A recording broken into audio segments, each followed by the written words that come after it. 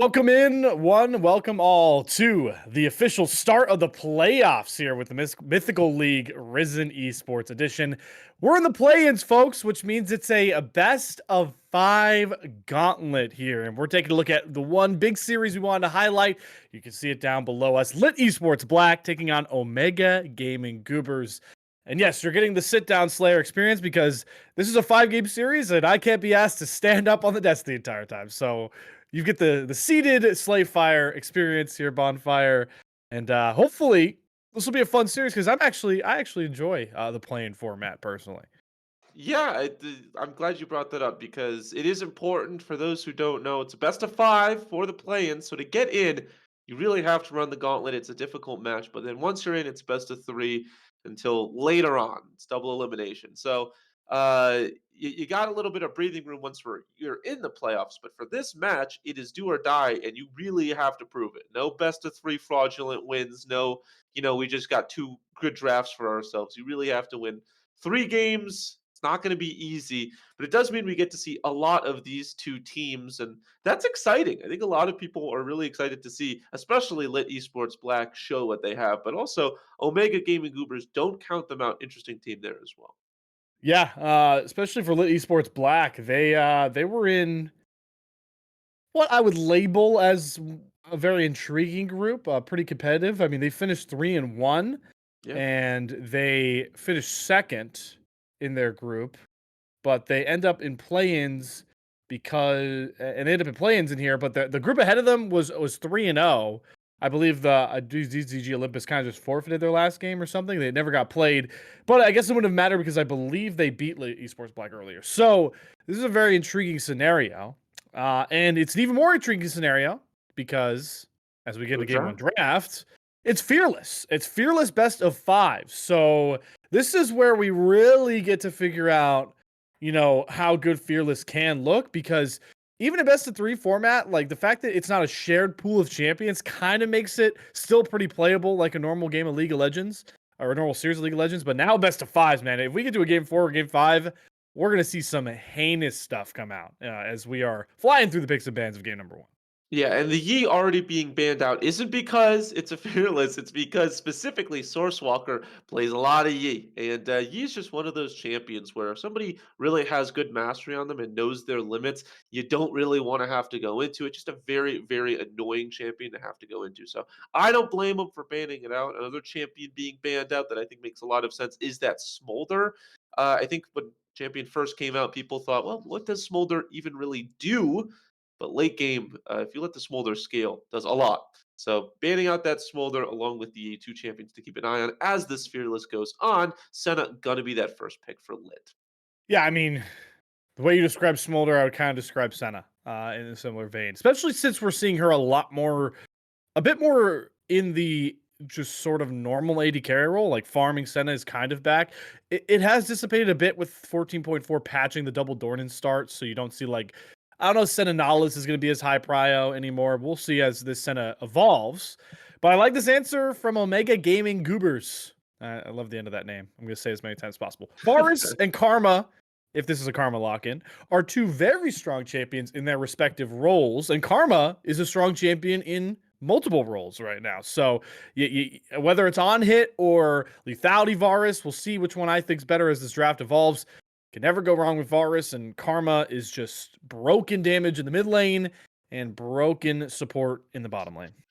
It broken everything. It really does feel like this Karma is very strong. You're talking about that Nautilus earlier. It is being hovered. Now the Wow. Okay. question Well, is this a farming Nautilus? And I think no, it probably is. I think it is a farming really? Nautilus. Yeah, 100%. I've seen it before. Huh. You get very, very tanky as Nautilus. Your autos with the passive on it, where you obviously root, does a fair Right. amount of damage, so it's not so True. difficult to execute minions. And yeah, your Senna gets strong. Your Nautilus gets much tankier than he normally would, a lot quicker.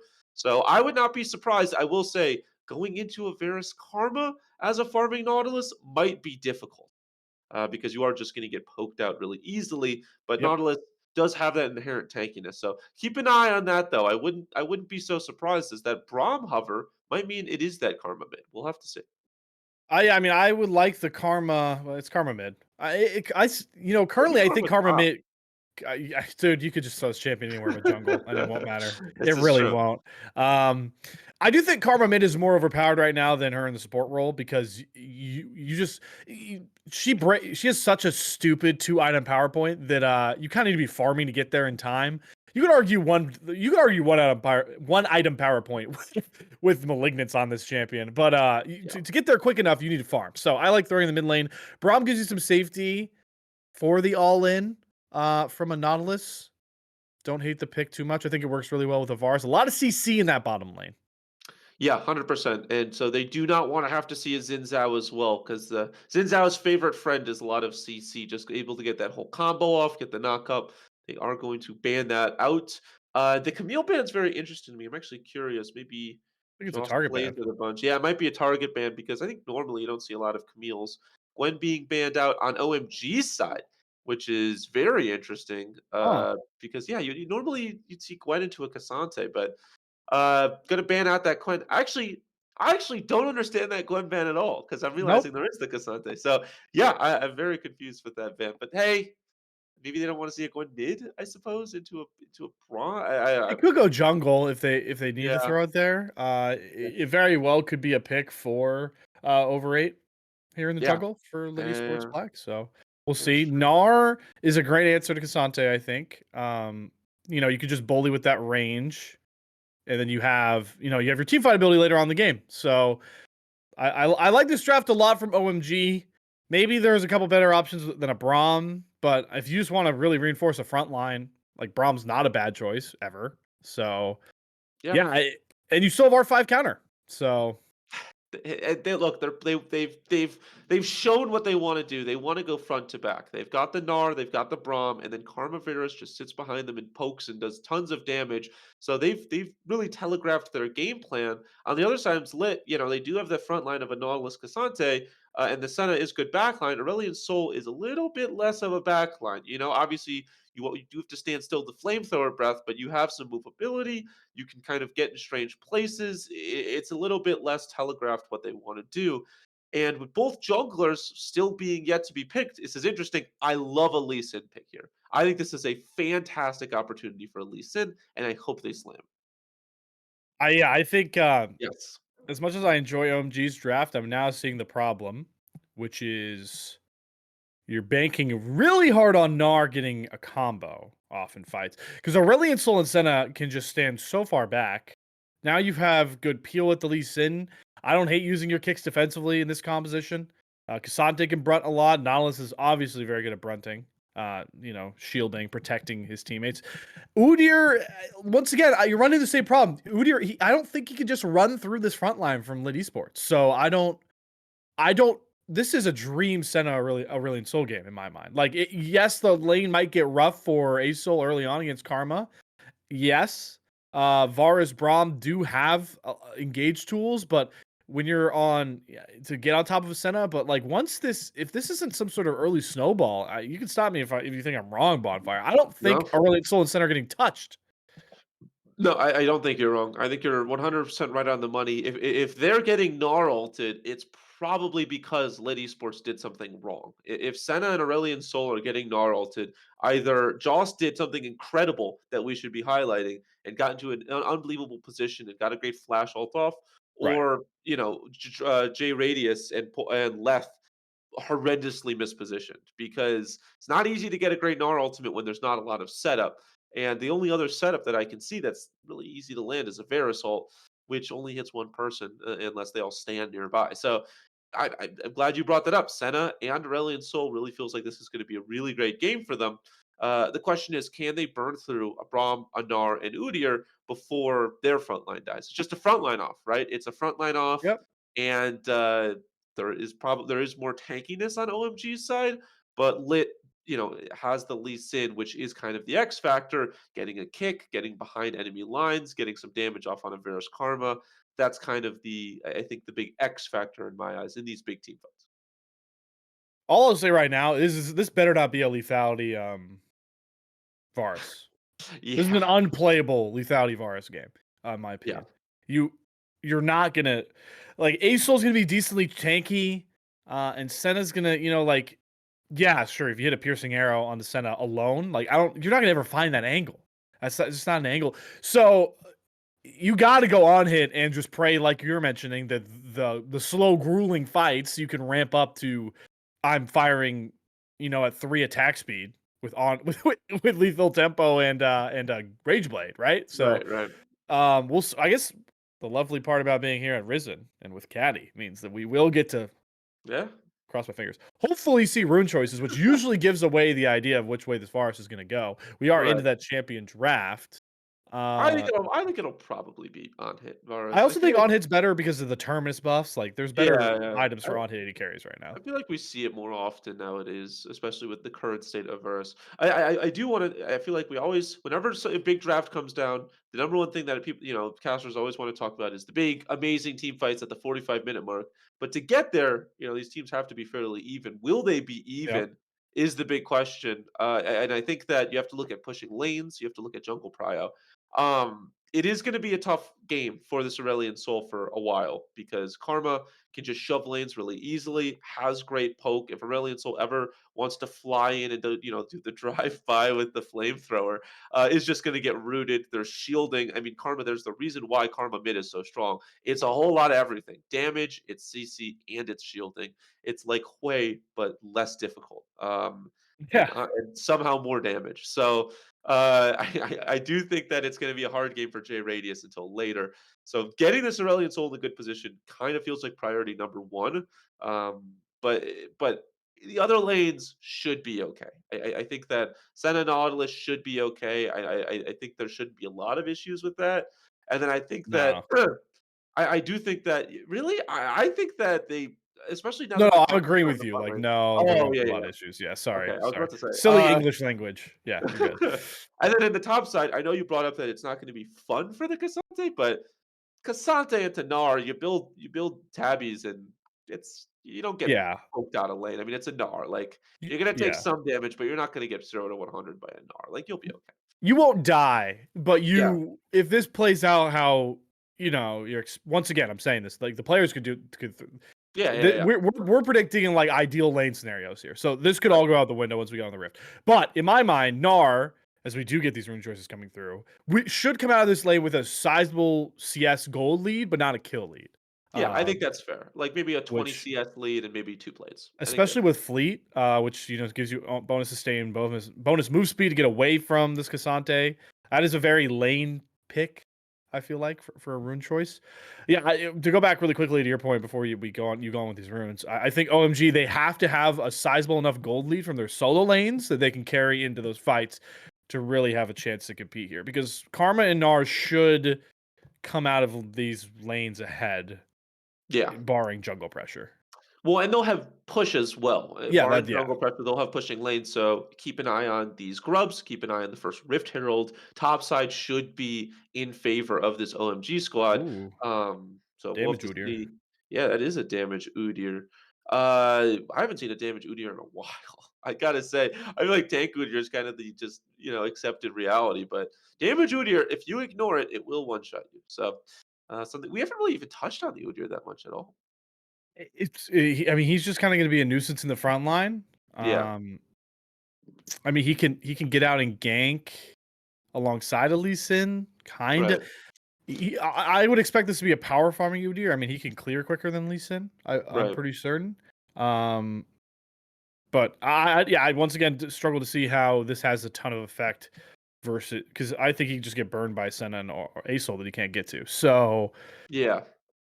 Well, we'll it's see. difficult because it's split damage as well, right? It's a lot of AP on Asol and it's a lot of AD on Senna, which makes it even Hmm. harder. So you can't just prioritize one form of armor and MR. You really have to split, which is not fun when you want to go damage because you understand. You understand.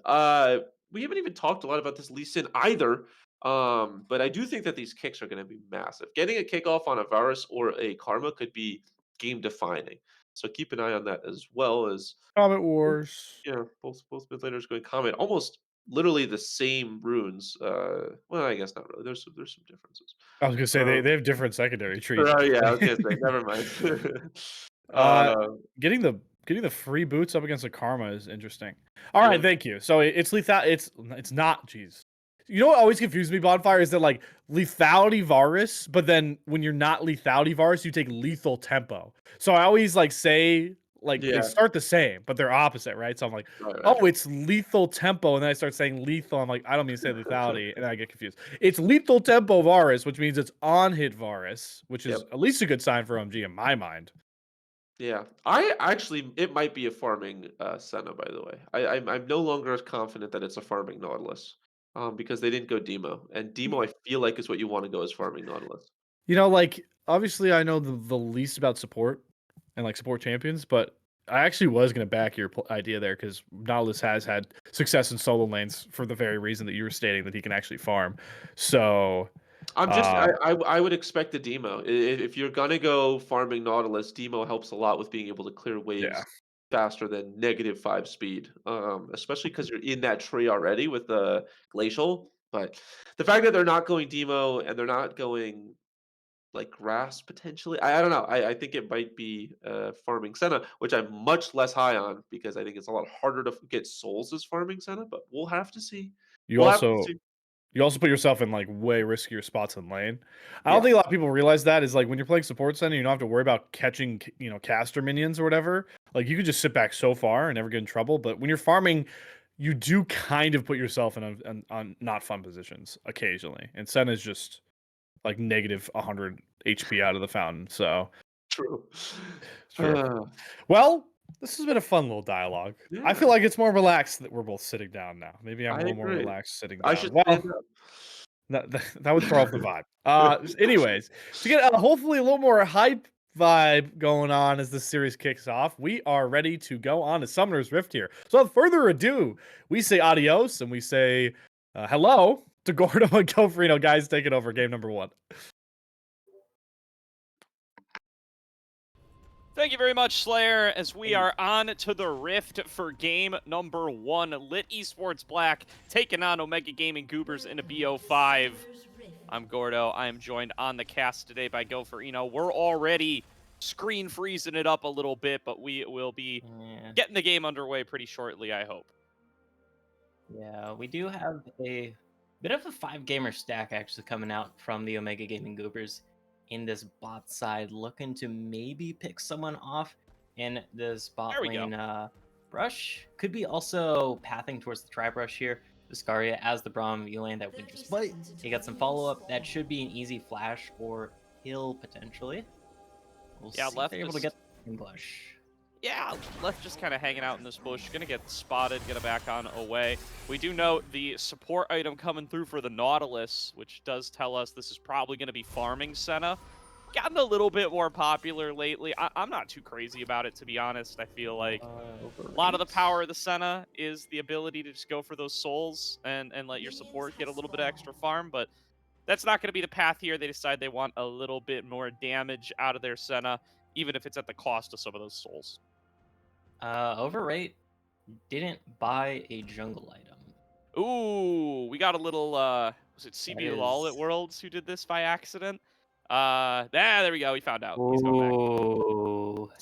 That's okay. It's better probably Ooh. to take the recall, buy the jungle item, and just start your jungle clear late than it is to clear your camp, not get the treat or the XP, and then realize, like, this is probably the better approach. So at least he didn't kill a camp first and waste even more time, especially because he's going leashless. He might not even been able to kill the camp without the pet. So yeah, this is the best of the two worlds he could have been in here, but definitely a rough start for Over8. He's going to be behind on the clear even more than he was already going to be against the Zood here. I mean, yeah, Sourcewalker already finished with 2 camps here, so that is a big lead for this Udyr. Granted, the Omega Gaming Goobers, they don't know that Over8 had to go for this as level 2 hit here for the Omega Gaming Goobers bot lane. They're looking for a bit of an all-in. The Winter's bite going to proc there, but not too much follow-up damage. And yeah, that jungle start is going to be the talk of the town for the early game here, I feel, Gordo, because Lee Sin, very early game focused jungler. You want to make the magic happen. You want to get those cheeky ganks off early, those cheeky duels. Try and get your team ahead, since you do tend to fall off come late game. But you have such a strong early game, and being 2 camps behind due to that unfortunate start is going to put quite the damper on the mood here. For sure. I'm just glad that we get to be back here on Risen Mythical League. We did have to cancel the stream last week because of all the spectate issues. Spectate's back up and running. I don't say that to jinx anything, but you know, we got past that early freeze, and I think that means we're going to be good to go for the length of the game.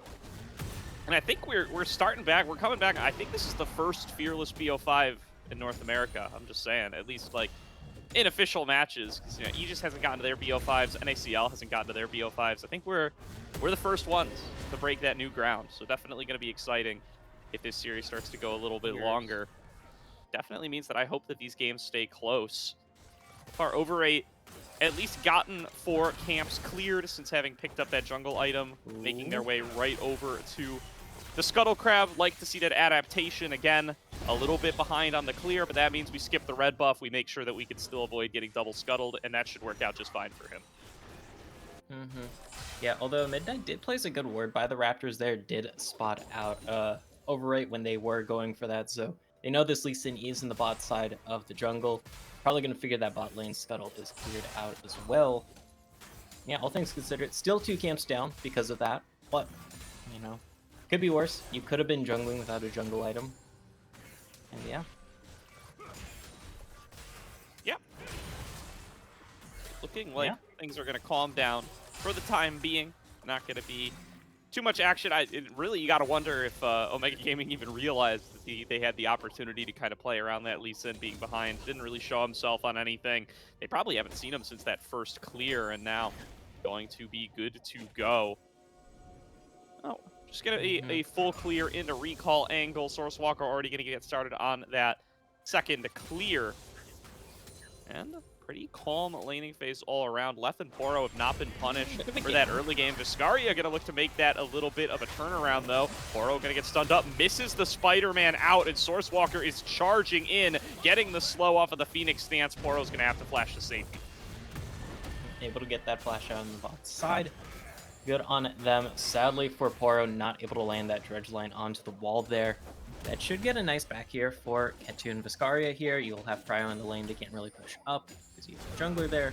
Looks like they're going to push up towards this dragon here. Oh yeah, it looks like Overrate was spotted on that top lane scuttle here.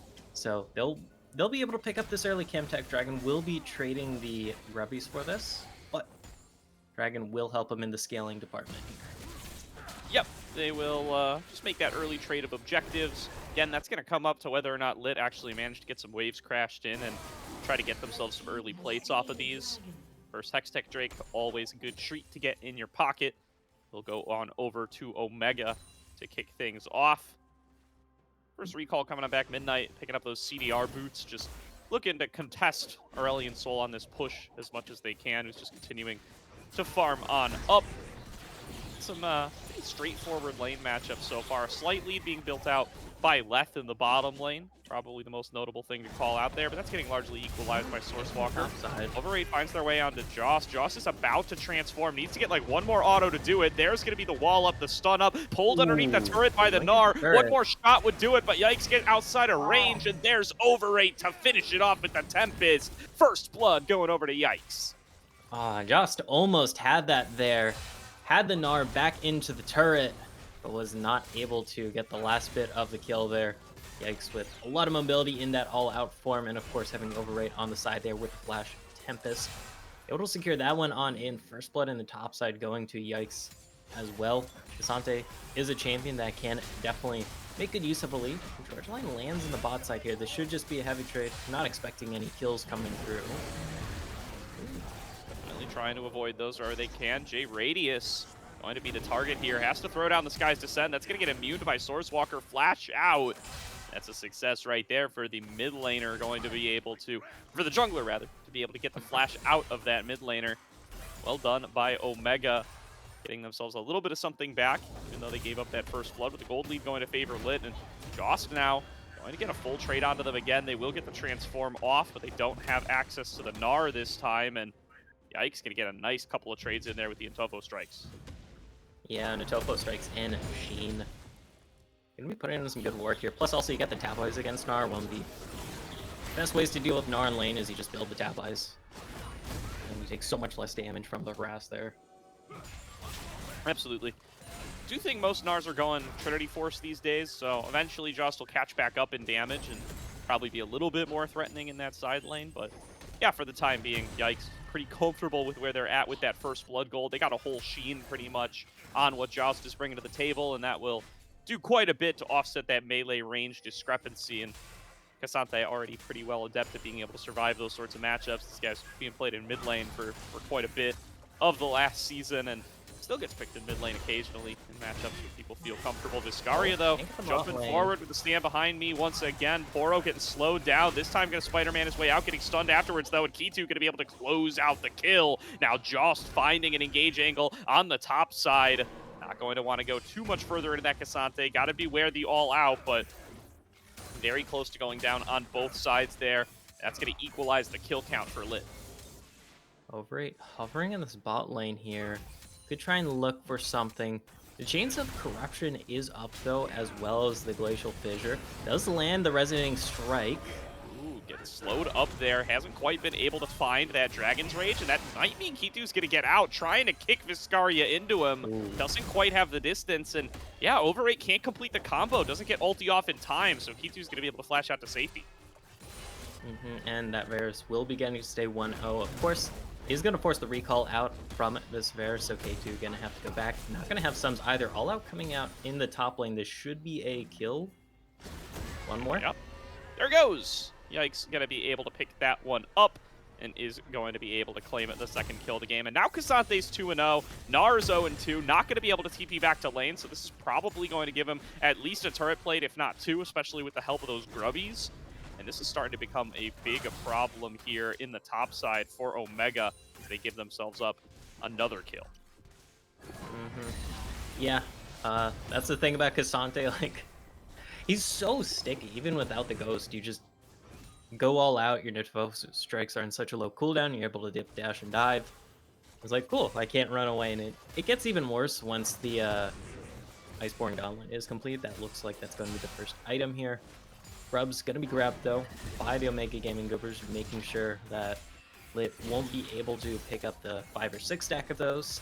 So, going to be preventing any of those little fellas from popping on out when they auto-attack turrets. Backing up, though. Yeah, for sure here. Next dragon spawning in about 15 seconds already. Omega starting to group up around that objective. They want to be able to get over there if they find themselves the opportunity. They are looking on over at it, calling over their bot lane towards mid to be able to secure that push. Now rotating down towards the dragon. Midnight ready to rotate up as they get the push to J Radius, and Sourcewalker coming on over just in time as well. Good setup for this objective, and looks like LiT are just a little bit slower on the setup. It's going to be tough for them to challenge. Yep. So Mega Gaming Goobers winning out in the objectives early on. You got the 2 dragon stack. You got 3 grubs for yourself. You are going to be feeling nice about that. You do want... Oh, never mind. Viscaria. A bit of danger slow on the left. They're going to be able to land the Chains of Corruption, but Overate just a little too dangerous there. This is a full cooldown, full combo available. Lee Sin could really just rip through one of those health bars, so they're not going to be able to chase any further. That's another Untofo Strike 3 coming through onto Joss. Going to pull him back out of position and nearly be able to take him down. They'll be able to hop on out and be safe. They're calling over Overate, though, to try to make this unfair. Jumping over the wall, and Jost might just be dead to rights if he can't outplay this dive. Stacking on up that Rage. We'll be able to transform here pretty soon. There's going to be the hit. They don't land the pushback, though, and they got to give it up. Very close, though. Jost will transform into Meganar here. This is a 4 versus 2 for now. And Viscaria slowed up. Okay. All right. It's like Depth charge connects. Gets out, quote unquote. Yeah, it doesn't make too big of a difference either way. Going to be some summoners blown. Viscaria comes up for the assist, kind of just gets an ultimate, has to blow his flash and leaves. But now the dive coming through onto J Radius. Sourcewalker going to be pretty comfortable here. Attempt to use the Sky's Descend to stay alive. The turret shots are coming on through. Will it be a trade? It will not. Sourcewalker able to escape. Now Yike going to be the next target. Going to throw down that vulnerability to get own away, but there's going to be the dive coming on through. Goes in for the all-out, trying to sustain through it, but Jost will be able to get the shutdown, getting himself back competitive in this top lane. Overrate a little bit late to the party here, going to try to turn things back around. Dragon's Rage not going to connect out of Josh. Josh now flashing forward, landing that boomerang, but backup is here. Poro coming up with the dredge line, going to be able to push them back. Overrate will stay safe. Great shutdown picked up in the top side here. Like you said, it will give Jost a little bit of life in this lane. Still definitely behind, though. We'll see what the back here for Jost is. Only sitting on that Hearthbound X. I think it's Hearthbound, but it's something X. Then H.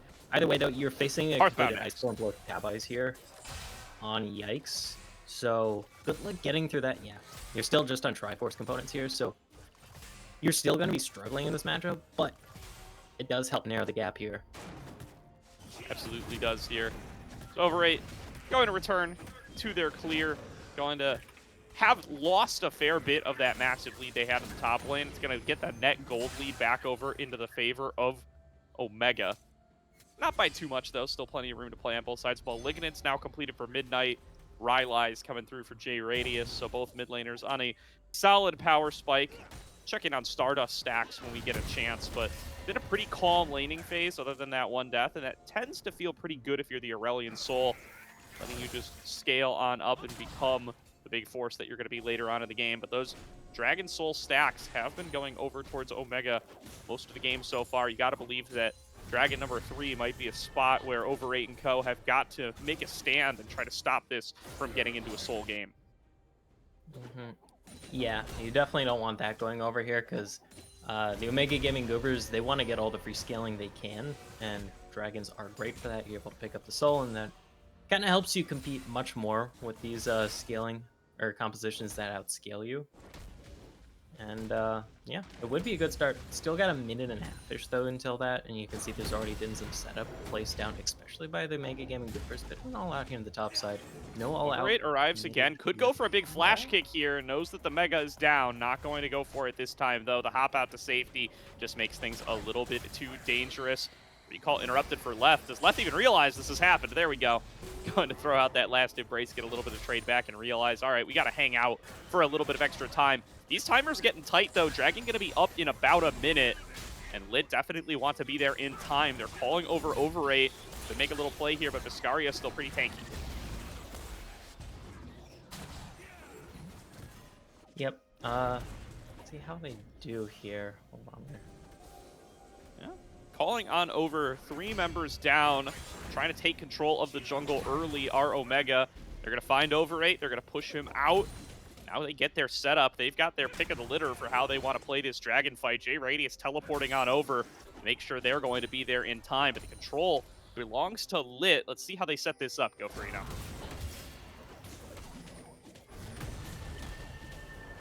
Let's check on out what we got in the tank here, waiting on over by the red buff. The push forward by Sourcewalker. Overrate gonna have to jump on out to safety. There's Key2 throwing on down those Chains of Corruption, forced to flash over the wall. Now to numbers disadvantage here are Omega, or Omega, and they're gonna get pushed back away. LiT now going to be trying to get that reset on across. Yike launches himself on through. Midnight pushed further back away. Here's going to be the CC coming on across. Midnight not gonna be able to find anything as Key2 finds the double kill. And now going to be over the wall, raining down the Dragon Breath. J Radius trying to push out any members that he can, but this has gone Omega's way the whole fight long. LiT forced out of the fight. Here comes Overrate trying to make a big play. Can't get the kick on multiple members, but Viscaria falling lower and lower. The shield is just enough, and Key2 continues to find the kills, fighting back through. It's going to be another one to Midnight, and Omega Gaming have ripped through the LiT roster. They have no chance to challenge this Dragon. Yeah, very decisive fight there for them here. They're able to grab the fight and take this dragon here. Oh my. Yeah, we'll let go Frino mess with the mic a little bit. We're trying to live fix the mic. Yeah, here. we're doing some live technical fixing here, but that's gonna be Dragon number 3 going on over towards Omega. Good pickup for them here. They are now on Dragon Soul Point, and with that decisive fight win, they find themselves about 2K ahead. All just going wrong there for LiT. They get split up all around the fight. Key2 with a great move there to flash his way over the wall, reposition, reset his fight lines, and just come through with a ton of damage. coming out with, I think, 3 kills on net in the extended fight, and now really, really far ahead on this on-hit Lee Sin. This is looking to be the Rift Herald potentially getting started on up here by the members of LiT, just trying to scrape themselves something back here with their early game focused jungle. How's the Eclipse done as well, but just hasn't been able to produce too much ever since those first couple of kills onto Yikes. Yeah. Yeah, Hey, we'll sounded see. pretty good. Oh, did that magically fix it? I swear to God. I don't know what you did, but you sound pretty good right now. So I went in. What I had to do is I went into the sound settings for my microphone and I changed it from 2-channel to single channel. Okay, yeah, you sound Apparently that different, helped. but yeah, it seems better. Well, as long as it's not echoing roboty. I don't think it's Difference either right okay. now. We'll keep our eyes on it. Twitch chat, let us know We'll see. if it starts getting bad. Yeah, but I we'll think definitely let it's us the best know. it's been on the night so far, so we're gonna take it. Yeah, I don't know, because it's like when I tested on my end, it's like, okay, it sounds fine, and then when I talk, you guys are like, holy robotomoli, so I'm like, what the hell, bro? So I don't know, we'll see. It seems to be holding fine. Chat seems to be saying it's good, so hopefully we're Barak. And we'll see if LiT's able to come Barak here if we want to do forced transitions here. They're not too far down here. I mean, it is not even a 2k gold difference right now. Actually, it is a 2k gold difference. But still, when you're this scaling team with an Aurelion Soul, I can just look for the late game here. You're fine with 2k down. The biggest worry right now is, of course, the Dragon stack. Yeah, that is what you're gonna have to be on the lookout for. Well, going to be a fight over the soul, the Kentech soul in particular here before too long. LiT are going to have to find themselves a little bit of something before then, you got to think, is they definitely at least want to get a second item spike on that Aurelion soul, see if they can find a better way to play around it. We got a couple of lethality items on towards the Senna. Left was able to pump out a fair bit of damage in that last fight, but it's just not enough to turn everything around on its own. Overrate was also very close to a huge play, but just couldn't quite get the knock through on towards everybody. Rift Herald now being started up. It's Omega Gaming Goobers once again, picking up every objective. Play on the other side. There's the kickback. Joss is going to be thrown right into the arms of the Dragon, but still has the crunch to get on out. And Overrate cannot hold him any longer. Used all the abilities already, and Joss is just going to walk that one out. Didn't even have to flash. Ooh, yeah, an Overrate showing bot side there. And also pretty damn low, so even if you do get to this Baron in time, you're coming in with like 300 health.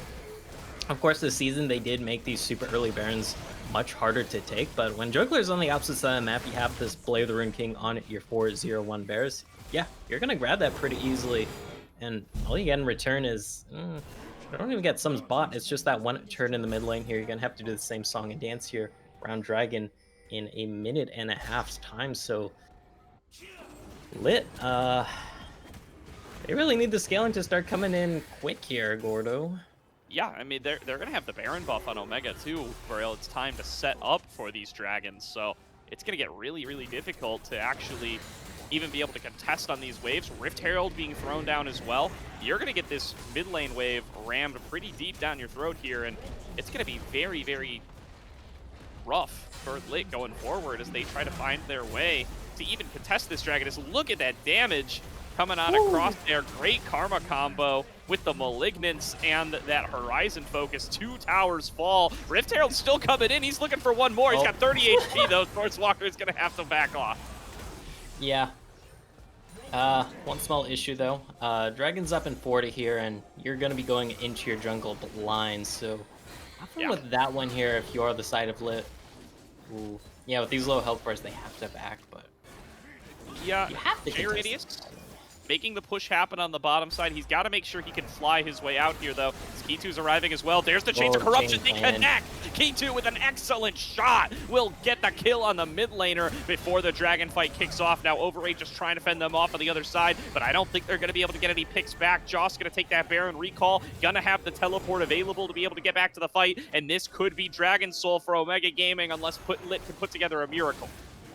They're going to need a miracle here. I mean, Overrate, as the Lee Sin, does have the Resonating Strike to get in. A bit of a Smite killer combo, but all your entrances are warded right now. It's a 4v5. You don't have damage here without your Ace ult. The all-out comes out here. They're Trying to last ditch Scaria fight caught here. out. Going to take some big damage. There's a big wall up into the wall, though. Gnar comes out of Jost and finds a double kill for K2. Overrate is now down. There's no smite available. J-Radius just respawned. LiT and Yikes can do nothing to stop this from going over to Omega. This is going to be Soul.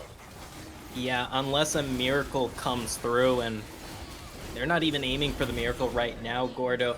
That's what happens when J-Radius isn't there. You just don't really have damage. Yes, LiT as a Sema sitting on 2 items now, 2.5, definitely has some damage here, but it's not enough to get through a Gnar plus a Udyr running right at you, and that's going to be Soul, that's going to be Baron, and Omega Gaming Goobers, it's only a 4K goal difference still right now, but they have full control of the map, they have the Soul. They should be looking to close this one on out in due time. Definitely should be.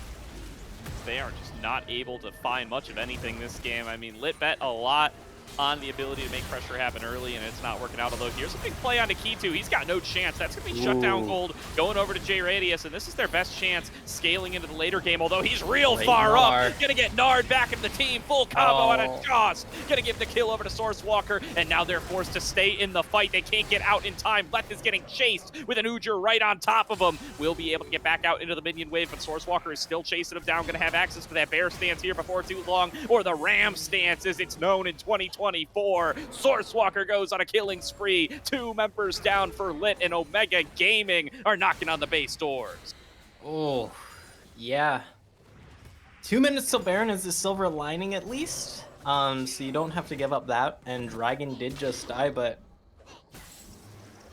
ooh, that scaling needs to come in quick. That big shutdown is going to help a lot here. We see J-Radius now on 2.5 items here, looking to finish that Saras, but I think it's too little, too late here.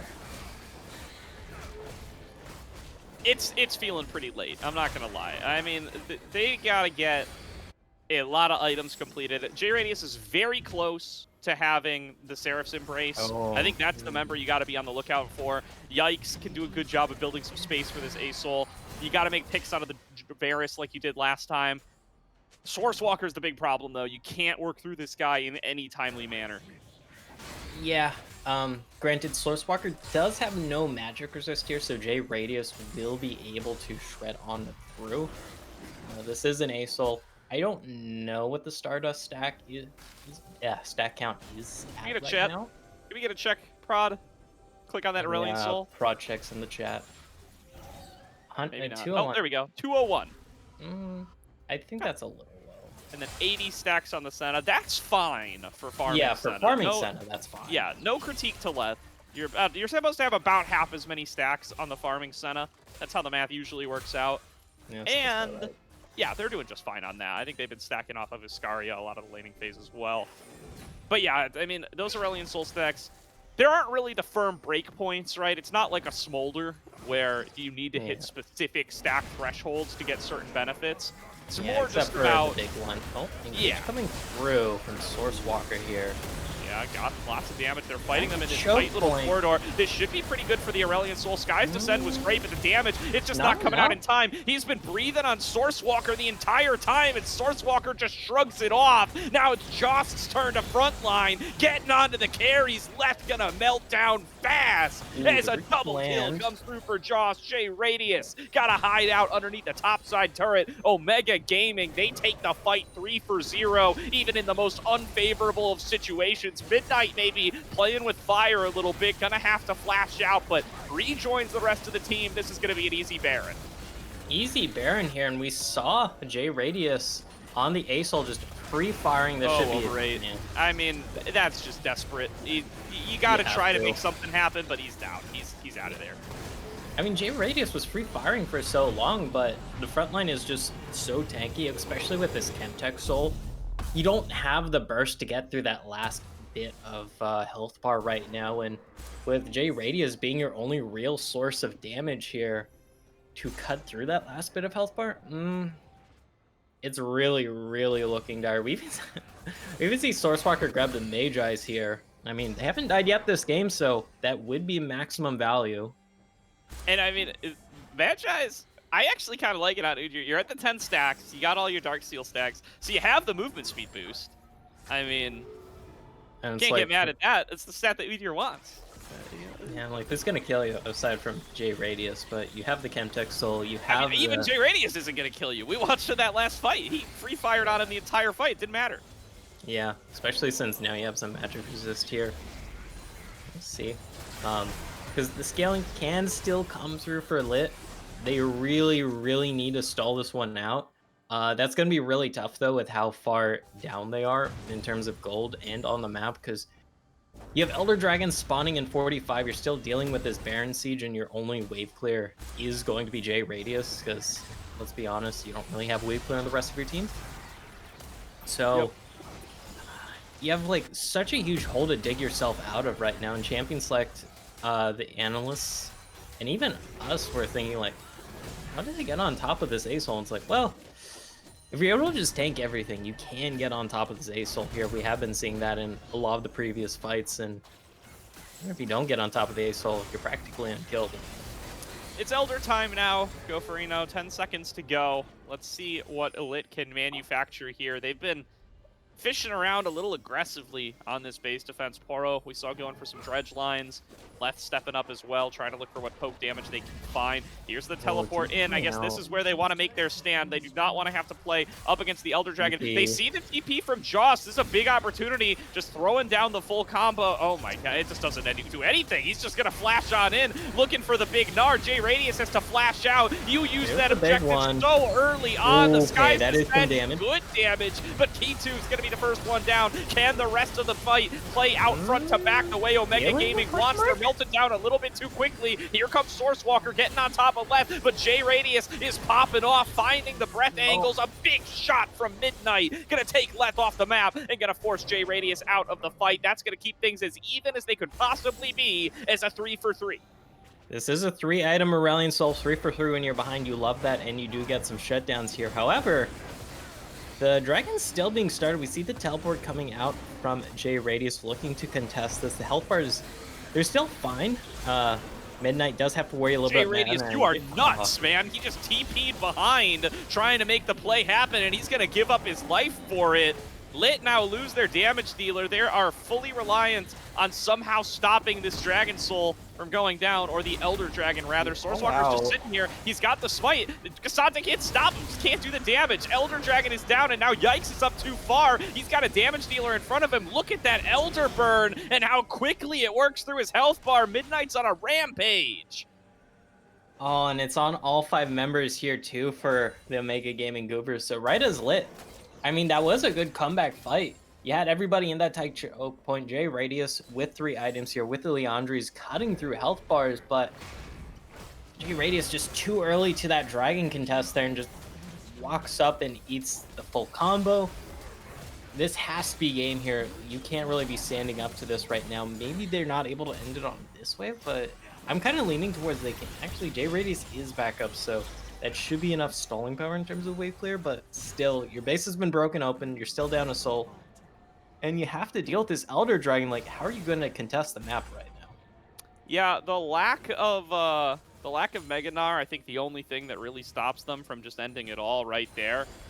But they are going to keep up the push, moving into the bottom side, picking up this wave, crashing it into Inner. Inner's going to fall. Inhibitor's going to be soon to follow.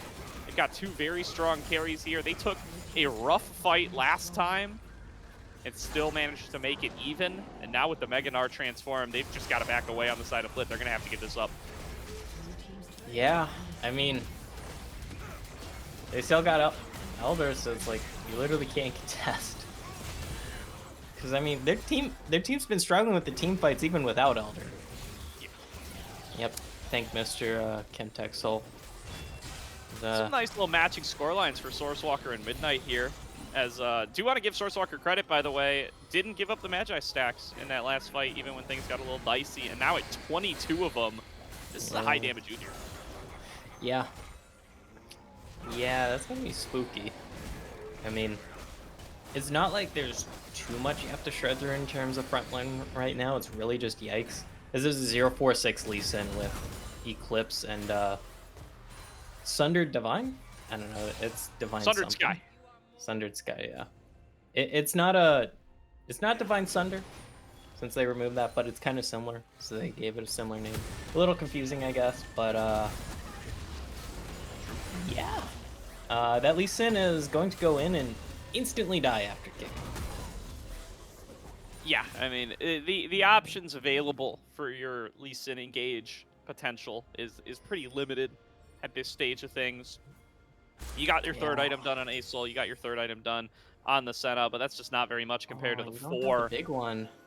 you're co-opting carries on the other side. Oh, they're Now, getting there's pinned Hook through on here. in. This could be a transform for Josk, though. Has access to the Meganar, going right in onto J Radius, marking this Aurelian Soul. He's got to fly out to safety, but LiT is already J down. Radius is Yikes. Trying to take tickling. the fight up against Kitu on the other side, but Kitu going to be able to kite it out and going to be able to take him down. Now it's up to Source Walker moving forward through the rest. J Radius falls to Jost, and Omega Gaming Goobers have found the Oh, fight the they were TP. waiting for. The cutoff onto Overrate will closing out, and they are going to march on towards the Nexus. Omega Gaming Goobers with a dominant game number 1 showing. They might have come on in here as the higher seed, and they are going to demonstrate why as they take them down convincingly here today.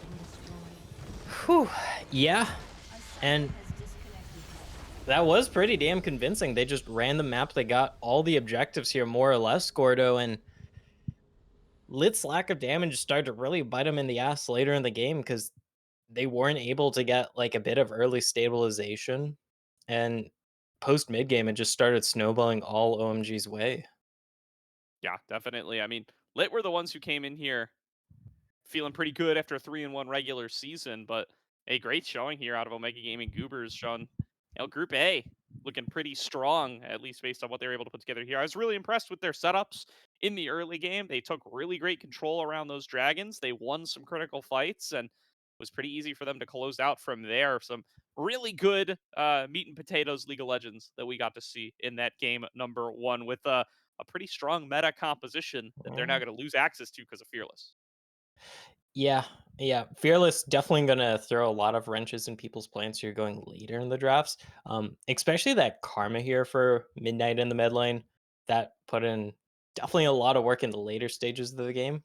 Didn't do the best at pressuring J Radius's Aurelion Soul early, just due to the fact that Karma really wants that first time spike, and until then, can struggle a little bit in terms of just pressuring these scaling mids. But you can see in the gold graph there, it definitely did take a bit of time. But once it started going, after the 21-minute mark, it just kind of took off here because Mega Gaming Goobers kind of commanded every single objective team fight. For sure, and that's you've heard us talking about it for a while. Let's hear it from the analyst desk. Send things back on over to Bonfire and Slayer to break down game number 1 while we get ready for game number 2.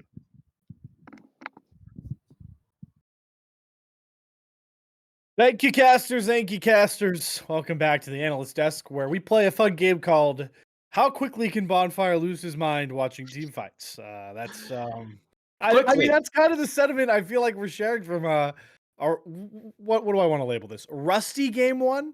Yeah. LiT Esports Black. Yeah. Yeah. I think that we'll definitely get into it with these replays, but my initial reaction was one that Lee Sin did not do Lee Sin things. I there was maybe one good kick or two good kicks throughout the entirety of the game, so the Lee Sin really fell off. I mean, you saw the damage graphs, less damage than a Braum, not ideal. No. And then two, they just were not able to really sync up, and that really was the bigger one. You know, I can clown the Lee Sin as much as I want, but the real reason that I think that LiT Esports Black ran into a brick wall was because of these team fights. They just weren't synced up. They were always on different points, fighting at different times. We'll see it though. We will Yeah. definitely see it. So I do want to give some credit over to the Lee Sin pick. You know, yes, the mental error with level 1 not buying an item can hurt. So you already put yourself behind. But let's talk about those fights, because that's usually what everyone here comes here to see on the analyst desk breakdown. And the first one we're going to look at here is like 16 minutes and 30 seconds in. Bonfire, why don't you talk me through how Kitu was able to just pop off on this Varus? Yeah, again, and it's just a fight that is on different fronts, right? They think they have them cornered, but they don't have any vision in the jungle, and so they get ganked by Midnight. He gets a ton of damage off on this Karma. Yikes is doing great work, but Joss is just taking up 3 people right now, and so Yikes doesn't have the tankiness to be able to withstand that. And again, a fight on many different fronts, and then once the back line or the front line, I'm sorry, is picked off, there's not much that they can do. Yes, they still have the Aurelion Soul. Yes, they still have the damage, but if they walk up at all, they're going to fall. They try to walk up a little bit and get damage. Again, not a lot of vision. They don't know where anybody is. And then overrate. This is what I'm talking about. In 4 people, low health bars on everybody, kicks Key2 into where? They're not into the team. Doesn't get much going. They're able to get a kill back, but it's a 4-for-1. And this was really the tone for the entirety of the game. They don't have any vision. They go for something that they think looks good based on the vision that they have. But once they get the full, puzzle piece together, they recognize, oh, this is a losing fight. It's too late. They're already in. They have to go all out, and they lose very heavily on the numbers battle. And I believe they lost a dragon directly after that, which Yes. would be a big issue throughout the game, dragon stacking. So Yeah. not great. Yeah, I mean, when you have an Elder pop on the Summoner's Rift pre 30 minutes, Yeah. it's not been a good game if you're on the other side of it for sure. I think that teleport from Jost was really good as well. You could see that Overrate was just kind of like panicking. He's like, do I want to go down here and get gnarled? Do I want to wait? The hesitation can kill you in a game Right. like League of Legends. We're gonna roll keep throwing here though. Go towards 26-10 on the counter here. About this is what it kept happening multiple times, which is LiT sets up a really good fight, right? You're like fighting in the jungle. You've got Soul just free firing. Breath of Light drops a good star dust. Leaf gets the free hit as well, but Sourcewalker eats up what I will give away as about 5k damage from this Soul. And then Joss is just doing the most crazy crap on this Nard, hitting blast cones, send himself on the top of these Sennas. And it's just tragic, right? You quite literally as LiT Esports Black get the fight you want, but you just can't finish any of these kills.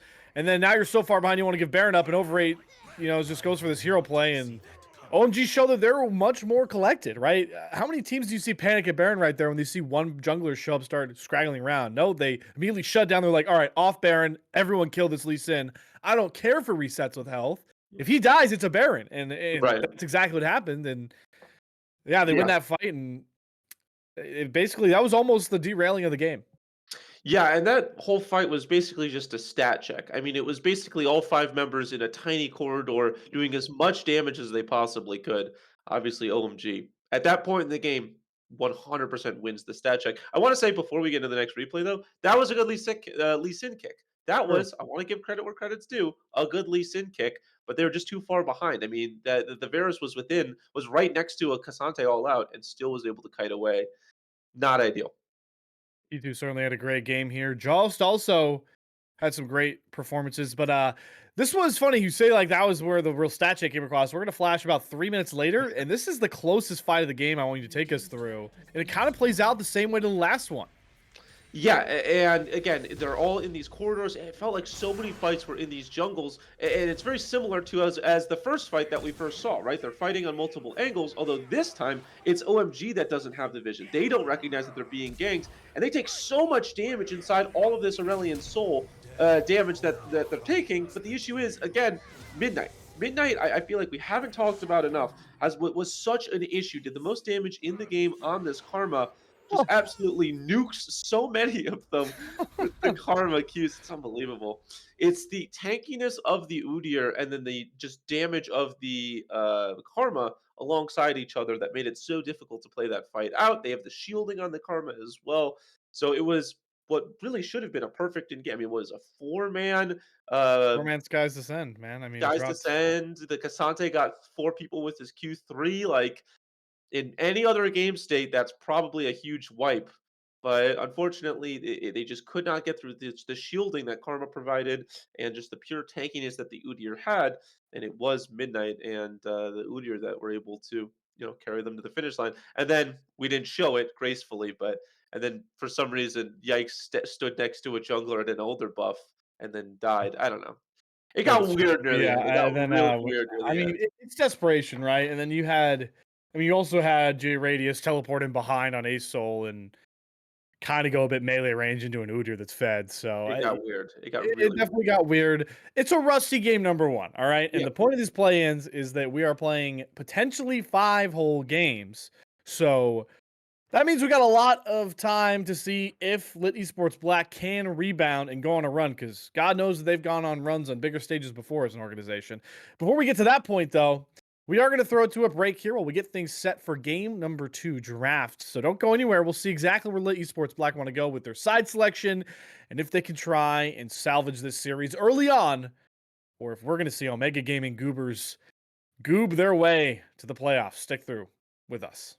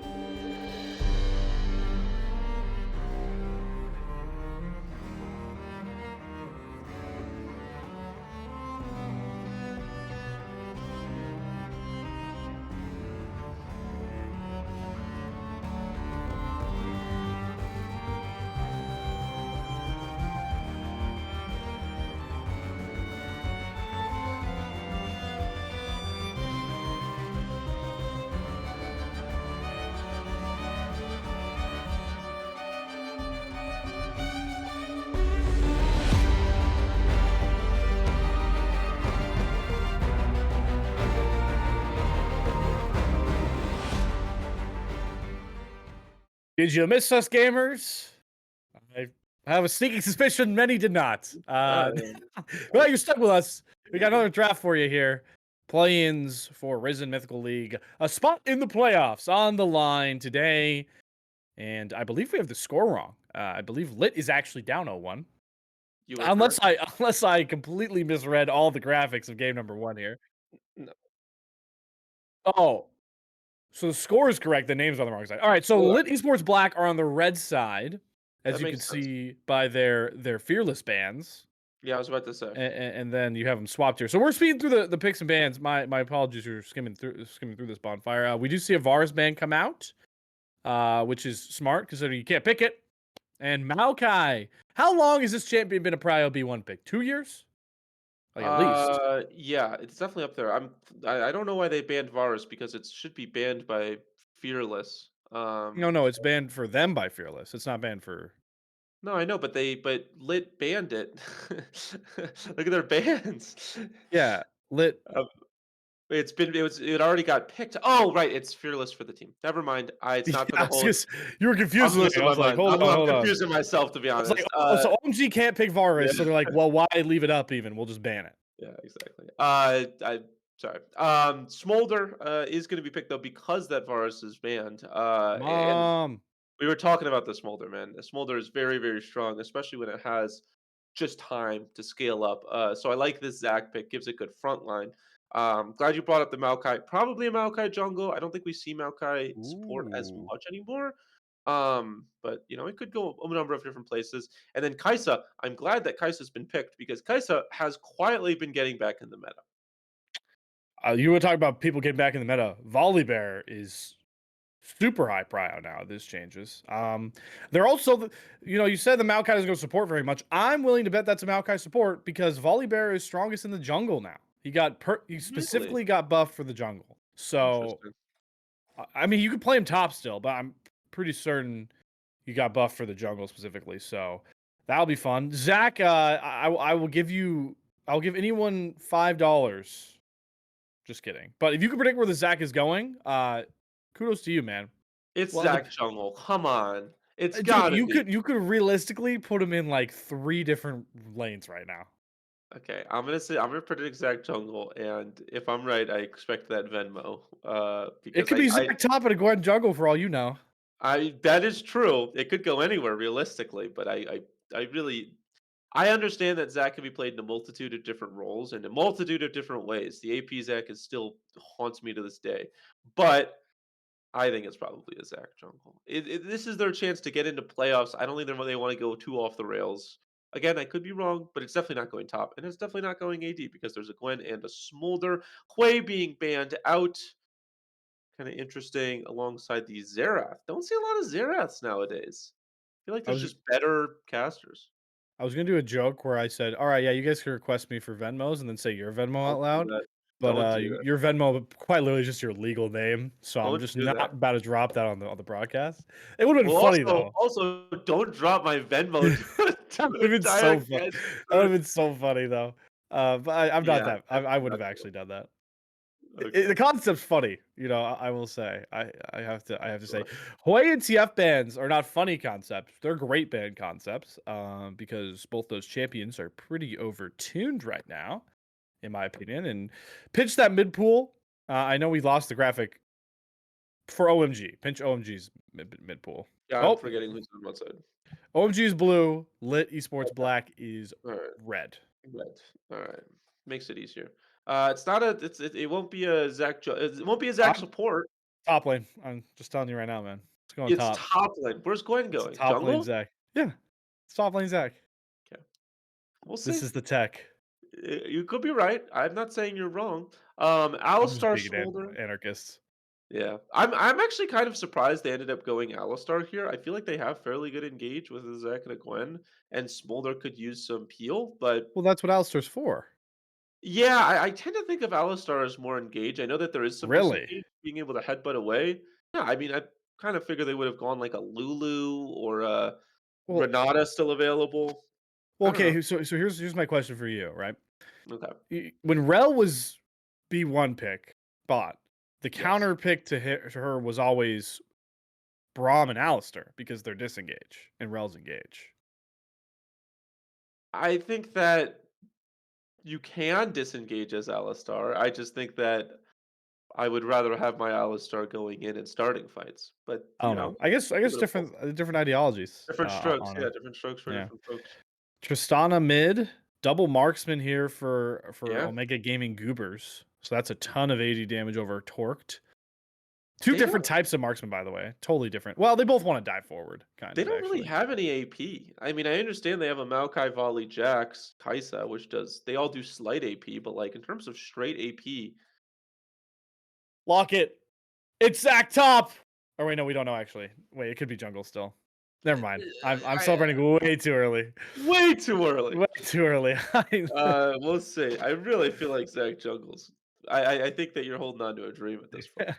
Listen, Um people played Zach Top at like tier 1 level to just troll people in a matchup, and Yeah, but that's what I'm saying. This is a best of 5 to go to playoffs. Do you think they're just gonna go Zach Top to troll their teammates? I saw people picking it in NACL for sure. Insanity? Oh, no, no, you're I talking mean, about Insanity played at mid, I think. like I Somebody said, played at LCS top. it has the opportunity to go to different roles, but I think, like, if I had to Come put on, money on Yikes. it, it's such a no way. Vindicate me. Come on. I guess we're going to the picks of bets. Yeah, you gotta go Vans first. All right. Anyways, I wanna go back to my original Yeah, point, yeah. which is Yeah, let me stop if interrupting. it's a Zac top, if it's a Zac jungle, no matter where the Zac goes, just build armor. Just build armor. There's AP, sure, but like in terms of pure AP, you don't need to build MR. You can just build straight armor, I think, unless this is like an AP volley, which again, I'm not too worried. If I'm a Zac and I'm like, I'm gonna get one shot by an AP volley, something's gone horrendously wrong. So I think you just build armor on the Alistar and Zac, and things are gonna get pretty easy. personally. Volibear will have some AP. Jax is some AP as well. Oh, it's Volley Volley top. Okay. Oh Yes! my Yes! god! All right. Let's go. What? I knew it. I knew it, bro. I might What? have just woken up half of chat. I don't care. Wake up, baby. It's Zach Top. Let's go. I think you would have rather had this into Jax, to be honest with you, than Volibear. No, What is going on? Yeah, this is weird as hell. I don't know. I don't understand. we That have is we have two fascinating. champions that are most well known for going jungle, going top, and we have two champions most well known for going top, going jungle. That's not a Maokai mid. Oh yes, I guess it would be a Maokai mid. Oh No, no, it's a wait, no, Malzahar I'm mid. trolling. I'm all sorts of places right now. You're thrown off by the. By the Oh, you know what? I had such a good joke lined up, but it's by on the the wrong Zop. side. I'm thrown off by the Zop. The Goobs are playing the Boog top because is Boog backwards, but it's LiT Esports Black. They're playing Zach Oh, I top. guess he's a booger. Yeah, I mean, he's a big booger, man. yeah. I actually don't know what the terminology is that Zach's actually. I don't think we know in lore what Zach's literally made of. I think he's just like. Well, just call him. There's a better way to say that joke, which is the Goobs or the Goo. He's Goo. Yeah, but LiT Esports Black is playing the Goob Oh, or the Goo. then I don't know. Yeah. Yeah, I guess you're right. All right. So now we have a much. I just dropped something. We have a much better idea on the lanes now. Yeah. I really like this Malzahar into Tristana because Tristana is just gonna try and shove in waves the entire time and fight. And if Malzahar can survive like level like 3, 4, mostly 6, right? Like if you can survive to level 6 without giving up a solo kill, Midnight Tristana is not gonna get to do what it was originally intended to do. At all. Yeah. Yeah. I think that the Malzahar is also good into double marksman because there's a lot there. You get a lot of value out of getting a good Malzahar ult on two different players True. now. I don't know. I worry about this LiT Esports Black team just a little bit. I think that it's a little disjointed. We'll have to see. But I just think that like I don't know. Malzahar is going to be like it's not really front to back, but it's kind of front to back.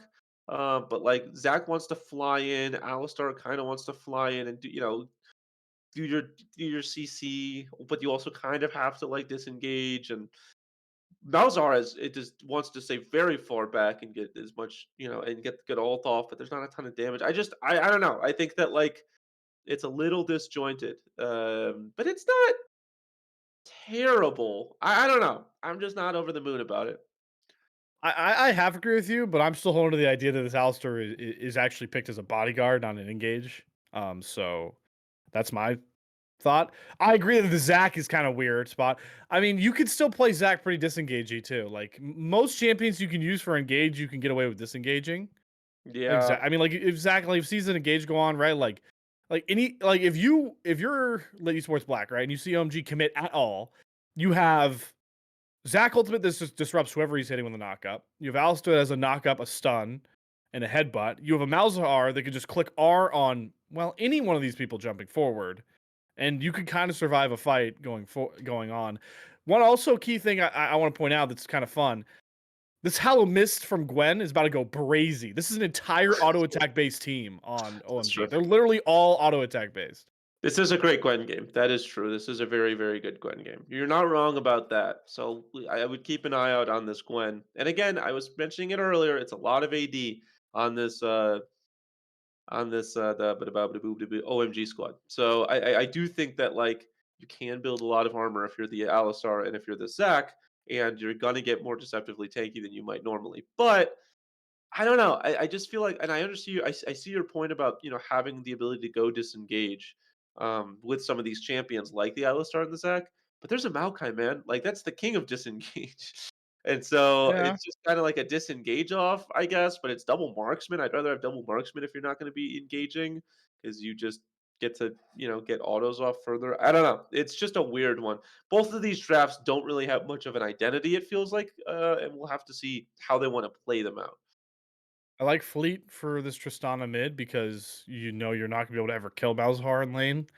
That's why I think Malzahar is a dog level champion because he's just you've no way to counter him and he's just boring to play and he has one purpose. I For hate sure. Malzahar. I hate Yeah, Malzahar I as can a tell. champion. I can tell. Hail of Blades for this Kaisa is intriguing. I guess they want to fight a little bit earlier Oh, yeah. on than Punish the Smolder. intended. Yeah, I guess that makes sense. I'm just used to Kaisa's not being able to do that anymore. Phase Rush on Alistar is just goated with the sauce. Dude's hitting a combo and he's sticking to whoever. You know what, man? Maybe you're right. Maybe this Alistar's just That's gonna what go I'm in all the saying. time. He's gonna just stick to people. That's what I'm saying. This is an engaged champion that has disengaged qualities, but I think that this. I still think if I put a Twitter poll up, that most people would consider Alistar a disengaged champion. All We'll right. ask Gordo Gofarino when they Yeah, get on the sure, call. I'm curious. sure Actually, what we they'll can think. ask them. Let's ask them now, and then No, we'll say. they're gonna be on microphone in like 30 seconds. Let's just Yeah. So wait. what I'm saying is, we ask them, and then once they hop on Oh, okay, yeah. microphone, then they can answer it. Yeah, You know, I mean they'll answer. They're hopefully listening. they are listening. I would They love assume us. I would assume so.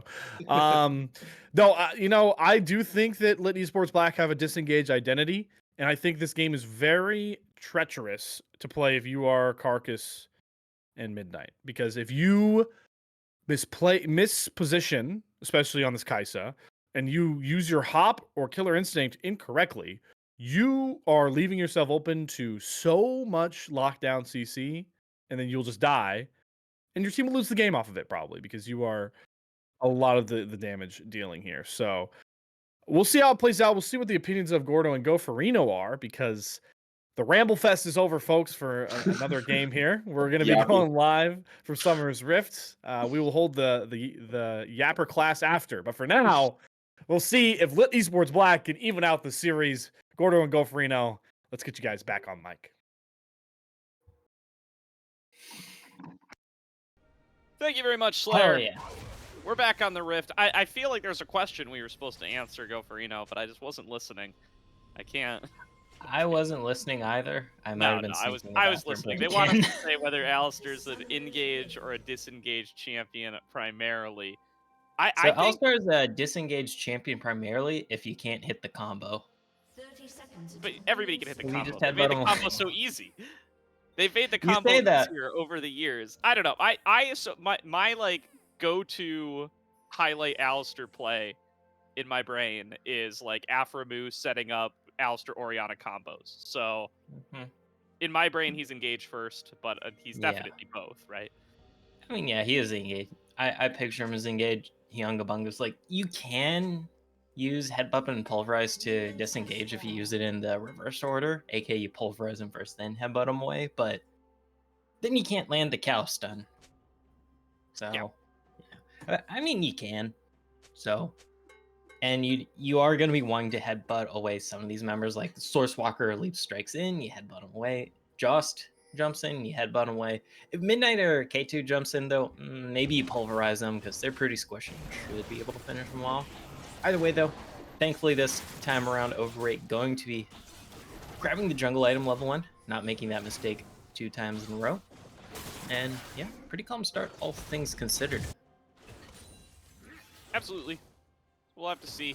My eyes are going to be on Midnight for a lot of this early game. Should have a solid ability to push in until Malzahar gets a couple levels of those Malefic Visions. I want to see if they're going to be able to give some backup to Source Walker here and try to interrupt what this Gwen jungle is going for. She will take a fair bit of damage in the jungle early on. That could open up some opportunities here. Do like to see the freshly buffed Volibear as well. I'm still surprised that we're seeing him in top more than jungle, but I suppose those fat cooldown buffs are helpful to everybody. Poro getting engaged on pretty hard, pretty early. Viscaria happy to utilize that Maokai. No matter how many times he gets nerfed, he continues to be a big force in the support position. And yikes, taking a rough trade there. Some ferocious bites coming in through there from Jost. Gonna force him even further back. He might have to flash here. He's going into the blobs, and Jost is gonna finish him. I mean, he does not have time to reform, especially not with that lightning coming on across. Yeah. Alrighty. Yeah, I had to look away because I was quickly tweeting mic sensitivity options, and yeah, Yikes just dies there. 1v1. Like, Volibear does have a very strong early game. If you're able to get on top of them and you don't abuse the cooldowns, like, once that Thunder Strike or the Thunder Claws are fully stacked up, you're able to just pelt away at people. Yeah. And yeah, there's a bit of disrespect from Yikes there. I don't know what else to say, like... Yeah, you got to treat the Volibear with respect, man. He really can deliver quite a bit of punishment early on when he's got that Frenzy Maul on you. I suppose that's why people play it in the top lane. And yeah, he gets a really great trade on across. This isn't even the press the attack Volibear, which is like my like go-to thought on the Volibear. Dude's got 2 auto attack resets in his kit. He's made for press the attack, but they decide they want to get a little bit of extra oomph over time, a little bit of lane sustain up against this melee Zac, and so far paying off for him is they're going to be walking back to lane with those CDR boots already completed, and it's a Yikes angle for Yikes. Yeah. Yeah, and early Lucidity boots here as the Volibear is really nice. Because one of the things... Oh, flash. Nice flash Headbutt engage pole. there from Poro, but Viscaria going to be able to twisting advance out. Left flashing forward to be able to finish off the kill. And Kitu just doesn't have the damage. Great play by the LiT Black bot lane. And they're going to be able to pick themselves up a first kill onto that Smolder in the 2-on-2. That's pretty big because the Smolder known to scale here.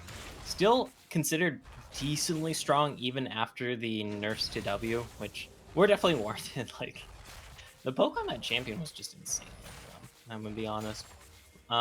Still pretty decent early game here if you're able to land those Ws, and especially when if you're Viscarian, you get headbutt pulverized into the turret there. Ignite also being dropped for good measure. And yeah, you're able to get that trade back around the rift here. Absolutely. Viscaria already coming on out here. There's the find on to Overrate in the jungle, and the full collapse from 3 members. Gonna give Sourcewalker the kill. Good move there from Omega. They are going to try to disrupt that Gwen before she gets scaled up, and that is the risk when you go in for this jungler, that you might get found by Sourcewalker and he might build up that lead. Yeah, and with that kill in the jungle, you have Prio in both your soul lanes here. Very easy early grubs. One of them has already died here. You got Joss down here. Is Jax. You pop the Counter-Strike. It does help you a lot with the taking down the grubs. We'll see if we see a bit of a cope/trade in the dragon here. Overrate does not really have the Prio to force it, so they're going to be spotted out going for this deep ward. And they're actually getting collapsed on here. I think Overrate's just going to drop. Yeah, definitely a lot of focus out of the Gwen. Once again, it's the same 3. Or not the same 3, actually. Sourcewalker isn't here this time. It's Kitu, and Kitu going to be the one fed the kill. And Overrate. This is 2 games in a row now. Just a lot going wrong for the LiT Esports jungler. Tries to make something happen off the back of the reset. Comes back, gets killed again. Now 0 and 2 on the Gwen, really starting to fall behind. Viscaria going a little crazy here, trying to set up for Sourcewalker, who's going to come on in. Double Bramble Smash. He'll give up his life for it, but it will be a double kill in the extended play. 1 to Kitu, 1 to Sourcewalker, and Omega Gaming are on the board 5-2. Yeah, huge early lead here. One of the big trends in most of OMG's wins is that either Sourcewalker and or K2 tend to get a bit of a pop-off and get fed, and now they're both 2-0-1 here, so very favorable state for the Omega Gaming Goobers. LiT, they have to stabilize here because they're just moving across the rift, except in the mid lane, which smells a hard lane. You just press E on wave, but still, this is kind of what happened last game, but a little faster this time around. A little faster for sure, and yeah, I mean, you feel real good if you're Omega here. The 2 kills on the Smolder, maybe looking a little spooky, but you've got several kills onto Sourcewalker, you got several kills onto Kitu, you're getting the push in mid lane consistently all around. You should be confident coming into some of these mid-game fights. Haven't started the dragon stacking game yet. Got to think that they are going to want to do that here pretty soon, but apart from that, I mean, they're feeling really good with about a 1.5k gold lead here before 8 minutes. Yeah, if they want to, I mean, after Sourcewalker clears topside, they could look to force Dragon here. They don't have the vision control. Yikes, taking a fat trade here. Do they have the elastic slingshot? That's the big thing. Okay. You can just... Okay, it's going to be the recall here, but you can just force Dragon, considering Overrate is pretty far behind, only sitting on this recurve bow, just hit level 6, whereas this Jax here for Sourcewalker, you're sitting on the Tiamat, you're sitting on the Phage. You're at a much greater power spike right now. You even have the Doran's Blade here for extra measure. That's a tech I haven't seen. Well, you see Doran's Blade on top lane Jax, but not so much with the jungle Jax. Not so much. But they are going to be looking Oh, Lord. to kick this fight off here as soon as they can in the bottom lane. Calling on over Sourcewalker once again. Viscaria has been so aggressive with these engages, very willing to give his own life to get the play started. Headbutt down now. They aren't going to be able to find their way on the left. LiT still without the flash for a short period of time, but now fight breaking out on the top side. Lots of damage on a Joss before they can move. Trying to turn it back around right onto Overate, committing the ultimate, but will melt down. Yikes. Gets that kill with the addition of the needlework from Overate. Omega Gaming lose themselves a kill top side. Yep, it's gonna trade Dragon though. So you are giving up a kill for this early Clown Dragon. Not going to be worth it in the long game, but it is going to help stabilize top lane a bit. It does get Overrate on the board here, so they at least get a little bit of extra money in their pockets because you do want this Gwen to scale on up. Sadly, the Grubs not spawning just yet. You got a little bit of time here. A bit of collapse coming on in. We have Sourcewalker on the mid lane. We already had Midnight roaming on up from the mid lane too. That's going to secure Omega Gaming Goobers this scuttle here and ensure control over Grubs, at least in terms of vision. Yeah, and that's just the power that you have at this stage of the game. They know that Overate, especially without ult, not going to be able to challenge even if they are around. And J-Radius just can't fight with them. So they're going to jump onto J-Radius. They know they have full control over this top side. They've got 4 members up here. They're going to get the full 6 grub buff. And that's just an investment in the future. It's going to help you take down more turret plates. You got 4 minutes to do that now. It's going to make it easier to take turrets later on. It's just going to make your Rift Herald more dangerous, and you're in a great position to be able to secure that as well. And once again, I'm very happy with Omega Gaming's objective control in the early game. 2nd game in a row. Yeah. Yeah. Oof.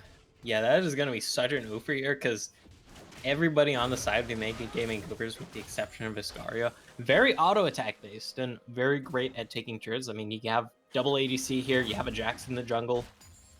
You're going to shred through turrets. Even get to sneeze on them. So yeah, LiT, that's going to put him even further in the hole here. It's going to give him a lot less room when it comes to making mistakes, because you have to take one back. That's going to be a lot more damage on that turret with double grubs and the sheer amount of true damage coming on out. Of course, Ooh, left. Tagged by the Void Seeker there, loses half their health. Poro trying to get the fight started, but K2's already a safe distance. Overrate gonna try to make the play happen, but here comes Sourcewalker. Poro's melted way too fast. The Unbreakable will gonna be quite breakable now as K2 goes on a killing spree. Twisting Advance coming on through, maybe a little bit too late. Mom gonna go wide. And they will be able to get on out. Overrate dropping lower and lower. Viscaria's not giving this up. Finding left, knocking him right into Midnight. There's the reset. Midnight could go for even more, but doesn't know exactly where Overrate is, and so is going to let him go. But that's 2 more kills to Omega. They're going to crash this wave in the bottom lane. They've got all of these grubs to get all of these plates, and they are feeling great. They are feeling so fine and dandy right now. Once again, it is a 7-3 scoreline in the favor of the Omega Gaming Goobers. This time, though, it does come around a little bit more early. I believe last game is close to the 15-minute mark when we saw this scoreline come through, but they have all 6 grubs. They have the first dragon here, and they have a bunch of kills and plates their name here, 301 on the Kai, so that's going to be some very early evolutions here. Already has the Stag Shift and Zerger's complete. That's enough for the Evolve. We'll see in a second here, but working towards, I think the Nashers are the Ginsus here. Yep.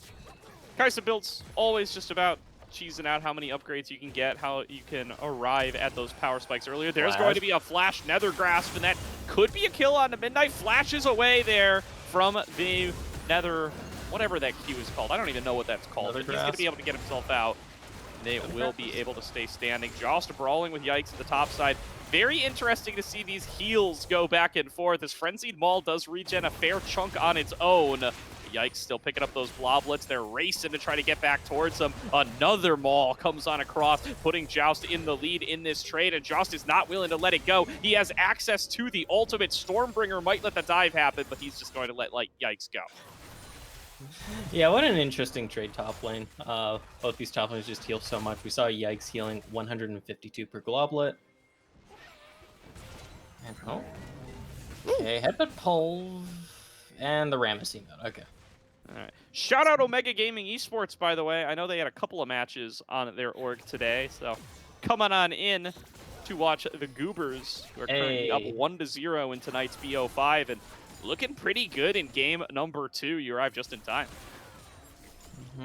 Yeah, I mean, pretty solid start to the series so far. Yes, you look at the pure gold on the board right now, almost like 1.5k gold difference. That's not a lot. I mean, for this point of the game, it's a little noticeable, but it's really the objectives right now with the 6 scrubs, with the dragon. 10 seconds into the next dragon, you already have really dominant control over this river, even denying vision control in that brush here. We don't even see Overrate walking down towards it, just going towards this top side, giving up that dragon, and you can see the nice little word from Jost onto the Rift Herald in case they go for the trade here. They will at least know that's happening with how fast this dragon is dying. They should be able to contest the Rift Herald. Dragon number 2 at a little bit of a slower pace than in game number 1, but still all going over towards Omega. I think they're at 100% dragon rate for the series still. Unless LiT were able to grab one last game. I don't think they were. Jost waiting in the bush here, going to find Yikes, gets that little trade. Rift Herald going down, though, pretty fast at about half HP. Nature's Grasp not going to land on anybody, but they feel confident that their gold lead will let them take this fight anyway. Over the wall goes Overrate, and just like that, Skip and Slash is down. This guy's got no flash. He's not going to be able to challenge you for the Rift Herald, although here's the full engage onto Jost, just trying to buy time. They are going to be able to spike down that Rift Herald, have yet to pick up the eye. Somebody's got to get the eye, but they're going all in for the fight instead. Overrate going to be the first one down. Jost now getting hit by the Nether Grasp. Viscaria trying to frontline for the team, but everybody's health bar is so low. Yikes diving forward with the elastic slingshot, stretching strikes onto 2. They're all so low, but Yikes is dropping too low, too fast. Viscaria wins out of the support one-on-one, and Jost isn't done yet. Yikes going to be able to rejoin the fight. Viscaria trying to regen off of that Nature's Grasp, will end up going down, but Jost going to be able to keep the fight going. Yikes is the next target. Yikes is trying to hide out underneath the turret. No ultimate available for the Volibear, but he'll go in for the full-on dive, inadvisably so, as Yikes picks up another. 3 for 2. You grab the... Oh, wait, no, nobody grabbed the Rift Herald, actually. Nobody got it. Nobody picked up the eye. Eye goes to waste. Kitu? Are we? We're executing. All right, we're out of there. Okay. Still, like, LiT, they just don't have the damage there to finish off the Omega Gaming Goobers. We see a couple members there get out with criminally low health bars, but they maintain the objective dominance. You got all 6 scrubs, you got both the dragons so far, and you got the Rift Herald. That is a clean sweep in terms of objectives.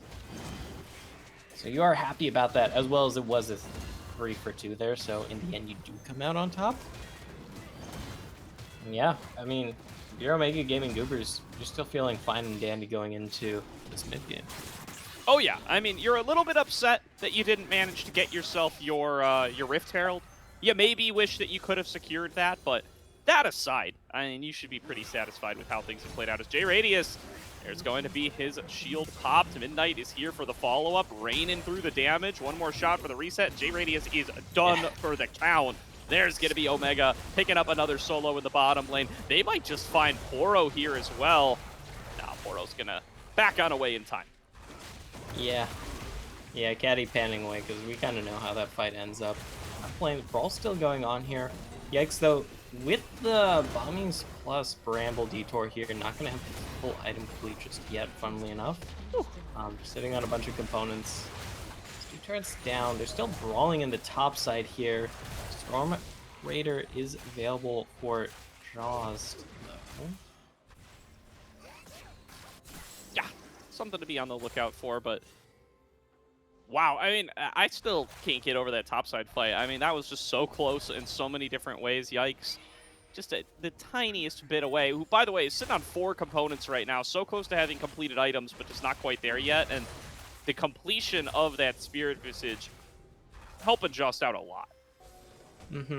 Just kind of interesting, because you are against a very auto-attack heavy composition.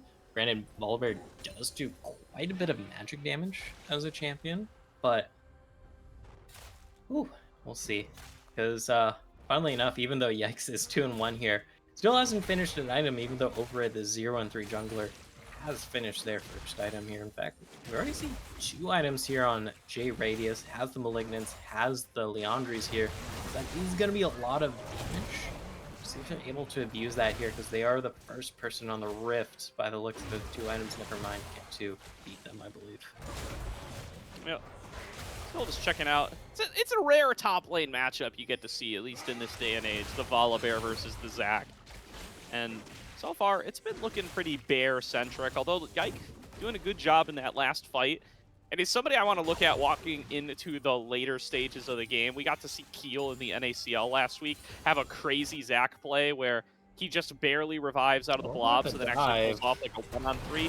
Jost now has to go in with a Stormbringer back underneath his turret, but this is 1 versus 4. He is doomed. The question is, what can Omega get on the other side? Is they're going to lose the turret and their top laner. They are just rushing through mid, though. We'll be able to get the inner. That puts them up on gold on net already, and now they're going to look to grab the dragon as well.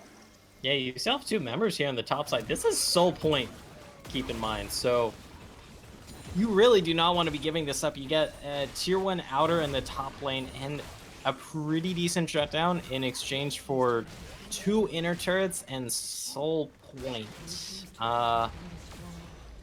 This is a bit of a close call. You do get the inner, so it's 2 turrets for 2 turrets. The inners are, of course, worth more. You do give up the dragon. The dragon's for the kill. It is Soul Point. You're already behind. There's a lot of calculus going on here. I do think Omega are still the winners on the play. But LiT's just trying to scrape together what they can get. I mean, they at least, I think they gave the kill over to Smolder. It's going to have to be all about Leth here. Can we get a dragon training stacks check here? How close is Leth to the 225? Could be pretty, oh, 181. 1. That's not impossible to get within 5 minutes. Yeah. You can get 40 stacks in 5 minutes. I mean, you need to. You need to get 40. You need to be at 225 for the Dragon Soul fight. Yeah. No choice. No choice here for Leth. Yeah, it was a definitive breaking point. It was a little low, I believe. I'm not the most familiar with Smolder stacks. Yeah. I think these are around 20 minutes you want to be about at max stacks. Well, at the 225 point. And decent bit off. It's like that snip there, but I appreciate the try. You always got to give credit for trying. Giving up Soul Point, though, it'd be like one thing if it was like the 2nd dragon here for Omega Gaming Goobers. It's the 3rd. You don't have Here one for comes yourself. the Nature's Grasp on a cross twisting advance forward, trying to get back onto J Radius, and they are down without even getting to use the Nether Grasp. Poro now going to be the next target, has the Unbreakable Will channeling, but still falling lower and lower as shots come in from 2 different marksmen. Gonna have to hide out under the turret, but that's no Alistair ultimate, no Malzahar for the next few minutes, and I think that's enough to make me say, let's go for Baron. Left trying to stack up on the tree, but I think this is going to be a Baron buff for Omega. Yeah, it should be. You do have Overrate on the other side here. They're kind of alone, though, is the issue. Actually, yeah. This is not where we make our stand, boys. LiT getting chased down on the other side. Omega going to clean up the Baron with ease, and thankfully for LiT's sake, Overrate does not go down, but that dragon is out of the engagement for now. They are going to be able to pick up the Baron. Still, it's got to be all about the Smolder stacks, but stuff is just getting harder and harder all the time. Yeah, like, that's a pretty damn early Baron there. It is, yeah. Oof. This is 2 games in a row where they've gotten Baron, like, before 23 minutes. Yeah. And you're not supposed to really be able to do that anymore. It's supposed to be really, really hard, but they do have Omega double gaming attacks. Yeah. Which definitely does help, but... True. Yeah, LiT. They just keep bleeding the objectives here in this game and the previous, and it looks like it's going to be biting them in the ass once again here, Gordo, because you're going to have to deal with this Baron Siege here. You do have much more wave clear this time around. You have Smolder plus the Malzahar. But less than 2 minutes till Soul Point here. Well, Soul, and you really have to fight that. Yeah, you do. It's definitely going to be a fight for it angle here before too long. Got 1 minute and 30 to go. We'll see if Leth is able to get their Smolder stacks to where they need them to be. They are on the 3-item spike. This is as strong as your little baby dragon is going to get. Well, no, it's not. He'll keep getting stronger, but this is as strong as you need him to be. This is where the turnaround needs to start. If you're LiT Esports, you cannot afford to wait much longer. Yeah. Yeah, if you can weather out this Baron, though, that is really nice. I say that, of course, is just down with 6 reps and Baron buff is all hitting the top turret. We'll see if they're able to at least get back one on the spot side here. Fighting over with Joss. Joss still keeping this one ongoing.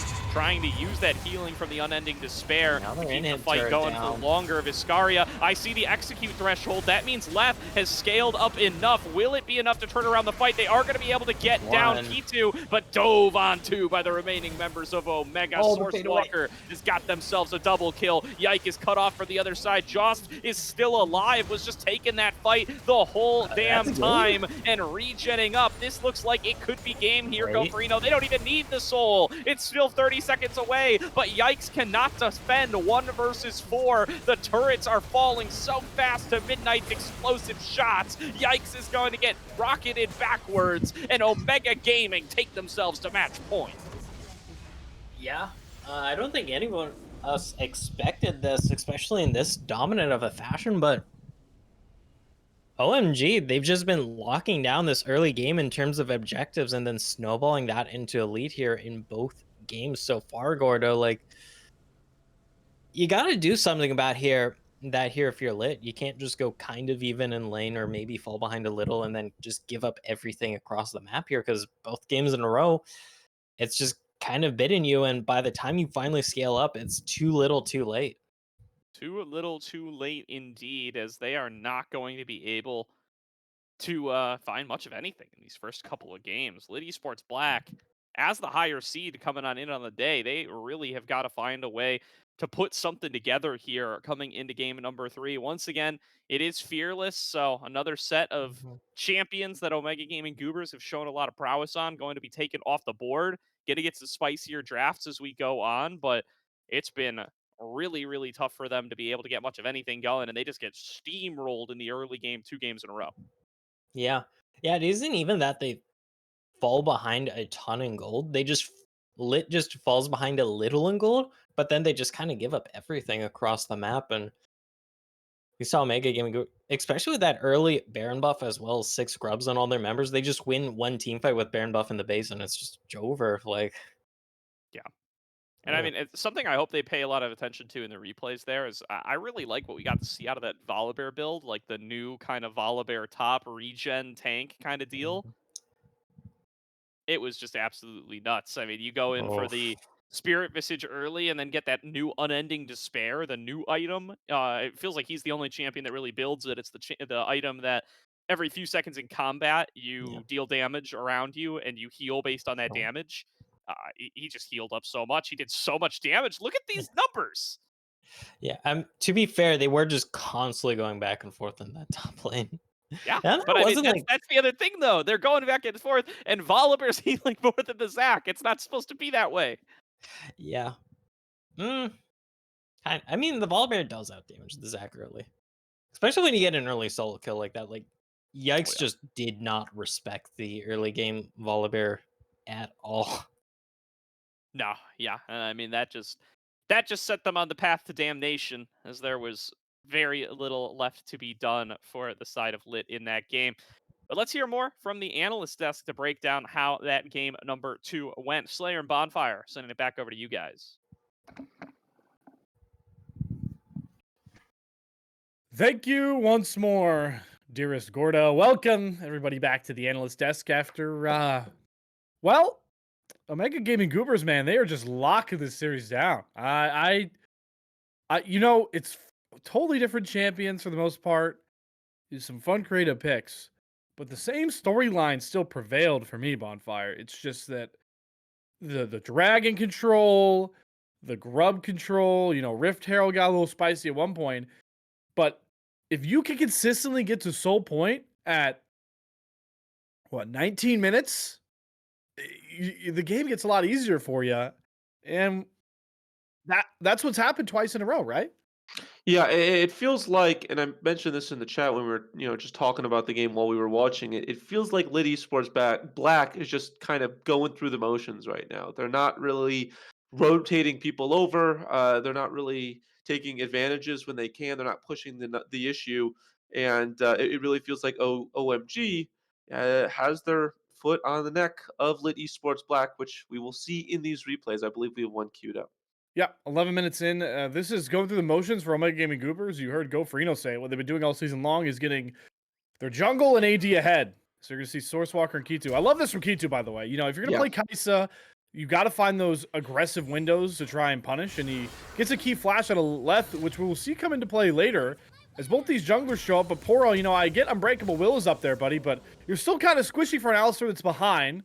So Poro ends up dying. I can respect it trying to save your teammates, but here we go back where that key flash going down kind of is pivotal that Kitu gets off, because who's there first to roam like you were talking about? It's Midnight. And Viscaria, who was having a great game on this Maokai, just picks out LiT. And yeah, this seems kind of small in detail compared to the grand scheme of the game, but that's Kitu and Sourcewalker both hitting 2-0 at like 11 minutes on this Jackson Kai'Sa. Yeah, and and it was the big turn, you know? it really told the tale of this early game, which is why I'm glad we highlighted it. It was Midnight roaming. It was, this Jax roaming. It was constant 4 or 3 men on top and bot. It was constantly having these objective fights be outnumbered. And you saw it right there. Yes, it started off with a great fight. This Smolder wasn't able to do any damage for most of it because they had to flash early. But it would have just been a 1-for-nothing. It would have just been, oh, we killed an Alistar, that's great, but you roam someone over. LiT misses an entire wave under tower and loses their life because of it, and it's pushing these small advantages into much bigger ones by having constant awareness on the map on where you need to go, which is what I think was very impressive from OMG. Well, you know, where this game got kind of close, we'll go to our next replay. I'll have you take us through it, Bonfire. 15 minutes here. Just another unfortunate fight for LiT where they can't commit to any of these low health bars. Yeah, and it started off great. They were the first ones on this Rift Herald. They got it chunked out. They do get pushed off, but in my mind, I'm watching this and I'm thinking, can Joss really hold off the Brigade for this entire time? Yes, they lose the Rift Herald, but it really feels like LiT, this is the opportunity they need. This Gwen was doing so much damage. But at the end of the day, look at Kitu. This entire time going unchecked, so that all of this damage is going onto Sourcewalker, it's going onto Jost, but Kitu is going unchecked, getting free damage onto Yikes, and it's just a tank battle. And at the end of the day, those early kills onto this Kai'Sa matter just a lot more. I love this from Vicaria as well, Viscaria as well, flashing to make sure the Alistar doesn't come back. And like you said, these are low health bars. It's unfortunate for LiT Esports, but this is just what happens when you are in a deficit, when the carries have that damage. It does mean that you're going to have an opportunity to later. It is a little funny that I'm saying all of this as well, because the Volibear dies and then I believe the Kai'Sa executes afterwards. So Yes. numbers wise, it does look a little funny because of that. But it does go to show, like, if maybe this volley doesn't hit a little bit, if this Kai'Sa was able to get a back off, it just would have looked a lot more lopsided than it actually felt with the numbers. Yeah, by the way, nobody got that Rift Herald. No one picked up the eye. Yeah. Omega Gaming Goober. So that one actually goes away. But this is where the game kind of just gets, controlled, right? Like you what's the snake that I'm blanking? The snake that boa constrictor? Whatever the one that wraps up its prey and like slowly squeezes the life out of it. Python. Whatever that snake is, guys. Because that's what happened with Omega Gaming Goobers. Not a lot happened. There were a couple good picks. They just macro moved to Baron at the correct time. And out of nowhere, you could tell with the call from Gordo and Gofrino, this game just ends because we flash like 24 minutes. OMG are just knocking on the base. And they really just end up calling a game in a lot of ways. I hope we're running this replay soon in a second. I think there we go. All right, but one of the things I want to point out is the entire time all this is going on mid, this absolutely busted Volibear pick from Jost is going to be silently 1v2. You can see it. He's already smacking the turret. He's getting dove 1v2, right? So you commit all these resources to try and kill this Volibear, who, by the way, just the healing shielding, not only staying alive, but actually is going to end up killing Overraid off. So you have two people committing to this Volibear that doesn't get anything, and you're just leaving Sourcewalker and Kai'Sa to dive your backline. LiT finally hits that Smolder threshold, but it's just too much by this point. And Joss wins a 1v2 kill. You have Baron in the base. It's just game. And, it's it's once again a point in the game where LiT are just too far behind to really capitalize on their positioning. A couple of health bars don't go their way again, but I mean, Joss has had a great series. The Gnar was amazing. This Volibear pick really showed off its prowess, and Sourcewalker, another damage-oriented jungler, combined with how well they're playing as a squad, has them here and has them looking not only like a great playing team right now, but to me, a team that I think you don't want to face if you're one of those teams that got the bye to the playoffs. Yeah, I wouldn't go that far right now. It's been who knows, Really? right? We're okay. That's fair. I'm just saying this is play-ins. These are there's a whole lot of playoffs still to go, but we'll have to see. Look, they still haven't won the series yet. We don't know. LiT Esports Black still has an opportunity to pull this one That's back. I fair. will say with how OMG is playing right now, you don't want to disrespect them. That's 100% for sure. You cannot overlook this team. Most of us overlooked this team with our predictions. I think almost all of us had LiT Esports Black. So I definitely agree with that point.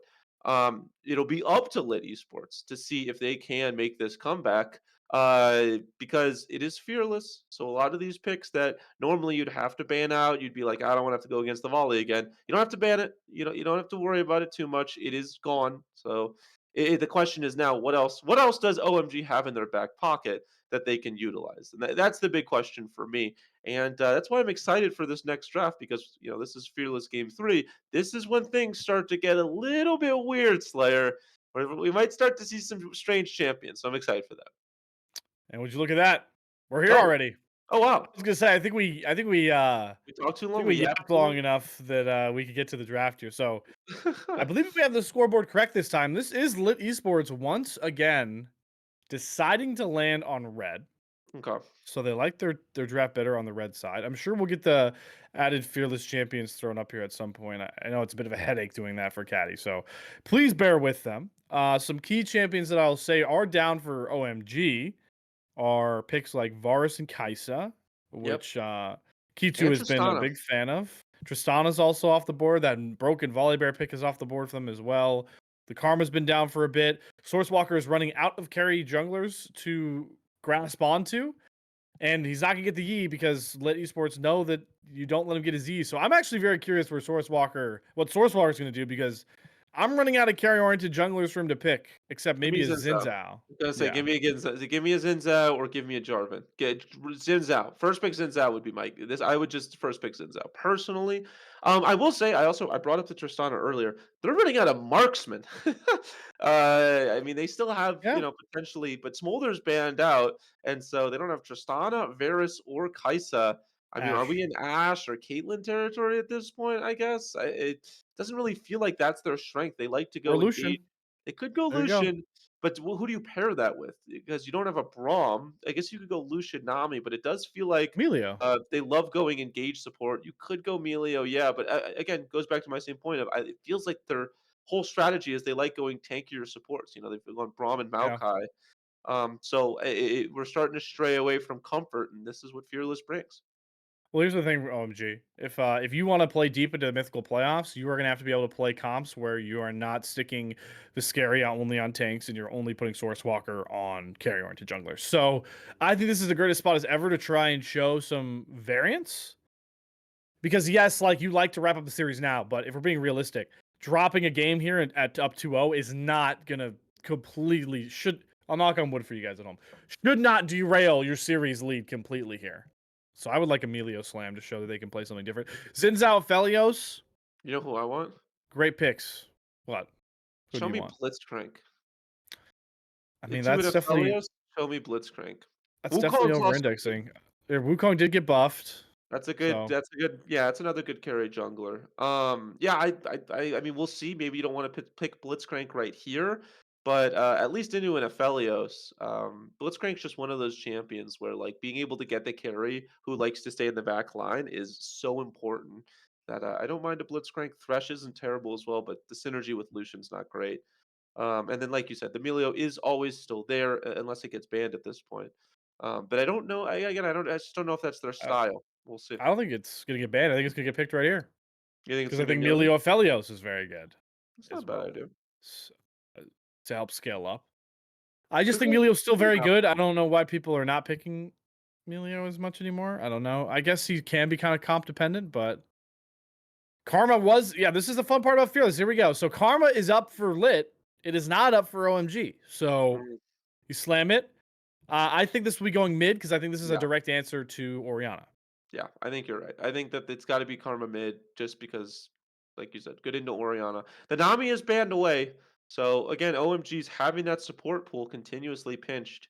Still have the Emilio, still have a bunch of different options, wherever they want to go. Again, with that Karma pick, I will reinforce this is not a terrible Blitzcrank game. But we'll have to see. We will indeed have to see. I'm curious what these next couple bans will look like. Darius is really interesting because I guess Hey, Darius there you go. Here's Darius Karma's really annoying. There's the Blitzcrank, man. And And there's the there's the Emilio. Emilio ban. Would you look at that? Interesting. That's funny. We're It's really funny how running those out. We're things happen. starting to run out of supports here. I think I'm running out of pages on my script. Oh, did I say that on air? Whoa, wait. Don't No, tell them no. about that. We already did that bit. We did that bit already. We did that bit for chaps. Yeah, it's true. Also, how many people actually watched that video? Let's be realistic. We had fun with it. I don't think a lot of people. If you know what I'm calling back to in Twitch chat, kudos to you, man. You're a You real earned a one. Slayer buck, a Slayer. singular one. Here's another fearless thing. Maokai down. Maybe. OMG. LiT pick it. So I least like that LiT has adapted well to fearless because they are picking not only picks that OMG kit, but they are picking like the strongest ones in the meta. Like Yeah. Maokai and Karma And later too, because are they know they great. won't be picked up. Yep. Um, I think it's a Maokai I think support, it's by the probably way. Maokai It has to support. be. Yeah, I think it's It probably could be top actually. I mean, it could be. I don't. I'm not a fortune teller. I'm not gonna fortune teller this again. I think it's a Maokai support. Gragas. Interesting. Gives you some more AP than you might want. And there, Tarek. talk about disengaged supports. Tarek is definitely up there. Oh, he's an engager, bro. Yeah, for sure.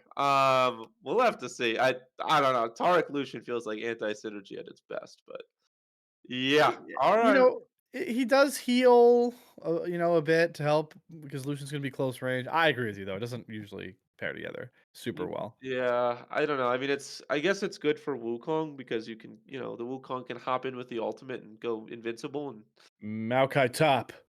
pretty good. It's probably not. Oh, It's not no, it's not. set support.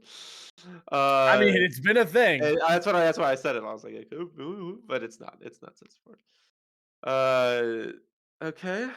All right, so Sure. Udyr, another pick. So we're just stealing I drafts. know. I was gonna say that they're like, if we can't win with our own draft, let's just steal some parts and pieces from OMG.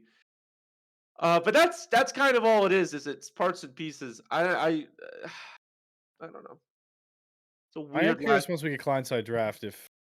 Well, no, this Maokai has to go support. Never mind. Yeah, it'll be a tank Goodyear top, and it'll be a support Maokai. Um, I don't know. It's a disengage because of the Maokai, but Zinzao needs to go in, and Udyr kind of does Udyr things. I don't know. This is what I'm saying. It's like a weird bits and pieces and parts and whatnot from OMG's other drafts that had a bit more of a style. I once again, I think this is. I think LiT have established a style here after through 2 games. I think they are once again establishing disengage. I think you could crescent guard a Xin Zhao to block a lot. Karma's going to be shielding everybody up, delaying a fight. You're playing a Felios backline and needs to scale for a while, and isn't going to be immediately deleting people on fights until it's like way too late. Maokai is quite literally in this draft picked to be a disengage for a Felios to help Yeah, run up Felios, and then Udyr's just up there, tanking up stuff as well. So it's another game where LiT are indexing into being able to stop OMG's engage because they've got Wukong, Ori, Gragas, like those guys they're going. They're going in, buddy. They're coming at you. So we'll yeah. see if they can this time successfully kind of break up the fight. Yeah, I guess. I don't know. I understand the idea of the crescent guard on Xin Zhao, but like that means you won't die. But what else are you gonna bring to the table then? Like you have to go in to do damages, Xin Zhao. I don't know. Good early game jungler. I think When it's it's mostly the early part. Yeah, to be yeah, honest with maybe you you. go for early game, try to get the Aphelios ahead. There's not much better than a Xin Zhao early, still, even with the nerfs and the retouching he's gotten. But I don't know. We'll have to see kind of how this plays out. it has not been the best jungling for LiT. I don't think I'm crazy for saying that. No. The Gwen didn't Overrated work has out. struggled. The Lee Sin didn't work out. This is a Xin Zhao that needs to work out. It desperately needs to have a good jungle game. Um, and I think also top side Jost has really had the number in terms of the top lane matchup. This is again that needs to just survive on Udyr. You know, don't give up too much, don't die too often, and then you're probably okay. And just buy time for the Cephalios because last game the Smolder didn't really have a chance to scale up. The Senna didn't really have a chance to scale up in game one. Let the Aphelios scale up. That seems to be their strategy. Scaling AD carry and the issue is the AD carry hasn't really had a chance to scale up in the first 2 games. We had a bathroom break by one of the players, so now they are live on the client draft. I think that this is still a rough Lucian game in all facets for Keto, to be honest with you. I Yeah. don't think lane is very fun because you have a Taric, which you can like set up the stun for him. But Maokai's really good at just kind of shutting off Lucian in a way. I don't think you're gonna be able to get to Aphelios really at all. So hey, if you can cut down a tree like a lumberjack, go ahead. That'll work out. You could do that. I think this game gets rough later because you're gonna try and single out targets in these fights, but LiT Esports quite literally want to stay as a death ball. Like they are best when everyone's eating a Karma Shield, everyone's with Udyr, and Xin Zhao and Maokai are all like together. Like that's gonna be hard to shred through. So I'm curious to see, like, if Kitu can have a great performance on Lucian this game, like after he's had a pretty stellar series already, especially from just like his mechanical ability. I think he had great Kai'Sa ults. He was great at positioning on that Varus. His stonks might be skyrocketing going into those real playoffs. Yeah, this is not an ideal Lucian game for sure. But the one thing that you should be able to do is battle pretty well into an Aphelios, at least for a while. So we'll have to see if they can make advantage of that. I want to see first strike on Kitu. We haven't even touched runes yet, but I would love first strike on Aphelios. I think it's just a really really good You mean on rune. left? No, I mean on T2. I think that you dash in, you Lucian. get your double shot, or you get your Q through the minions, and then all of the damage that you provide with your burst does more damage. I think it's a really good rune to go. I just find it hard to see how much you can get the economy of that. I actually might rather see PTA. I am a first strike truther with Lucian, so Yeah, I'm gonna. no matter the matchup. I think in this matchup it's good into an Aphelios, yes, Okay. because you're I, trading when you should be winning your trades early on, and you should be able to proc it fairly consistently into an Aphelios, yeah. yeah, I don't agree because I think the what's the green gun called? That Yeah, but one. it's I one of mean, 6 guns. yeah, but he starts with it. You're talking about early on. I mean, he's Yeah, gonna be able to auto Lucian right off rip, is what I'm saying. I think that Telegram, thank you, Gordo. I think you're putting too much of an emphasis on it, but we can agree to disagree. That is okay. Yeah, I We mean, can we'll see. We'll see how we'll it see. plays out. I know PT. I do like the ignite. That's a new thing that Lucians have been running. Is that they run the ignite because they're the ones getting in ignite range. They're the ones being aggressive, and they target select a lot of the time. Ooh, So getting phase into rush these Gragas. runes, yeah, phase rush Gragas standard just to kind of stick on people. I know sometimes people go electrocute for extra damage. Yeah, Um, sometimes you see a dark harvest for big bombas, but true. I think phase rush is probably best, especially when you're into an Udyr. He's going to be constantly slowing you. You need to be able to get in, get out as quickly as you can. Grasp on Udyr is great for a top lane matchup for sure. Yeah, I think the question is really is this Udyr going to proxy the wave? Because Gragas Ooh, doesn't have fantastic wave clear early, so you definitely doesn't. could have a potential angle to try to proxy waves. Could. But also, if you lose your life too much, then this Gragas is gonna one shot your Aphelios karma. So you kind of have to be Yeah. careful of that. Standard jungler runes. They are identical. Would you look at that? Such Yeah, peaceful harmony. there's a lot of champions that have those runes just straight up. I feel like a lot. These are just the best, fighting AD runes that you can get. Very very strong runes. Um, we were talking about Xin Zhao being very strong. I still think that this Wukong could do quite a lot. I think Xin Zhao will have the advantage until ultimates come around. So if you're over it and you can create before that and get an advantage, that's ideal. But yeah, once Wukong gets a Cyclone, things become a lot crazier, especially synced up with this Orianna, Oh who yeah. will not be running the phase rush. I like that a lot because I don't think there's a lot of people that can get to Orianna in this game. So why not go a little more damage oriented with the Aerie? Yeah, I think it's good. It does mean that she might get rooted up a little bit more from the karma, but I guess you do have enough movement speed with your W on yourself that you should be able to dodge out on the route. Um, we didn't really touch on it a lot, but this Orianna has an opportunity to take over this game if they go Mm-hmm. unchecked, especially putting the ball on the Wukong. So keep an eye on that. Um, and then we saw what the karma can do.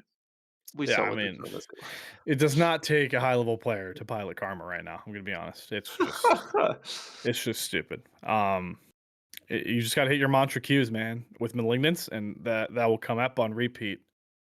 I'm curious to see what this Lucian's got, considering our lively debate around the Lucian. Yeah, I'm curious too now. If we could get it, I don't know how this rune thing works. Oh, Oh, there here we we go. go. It is Why I'm the AD PTA. carry player.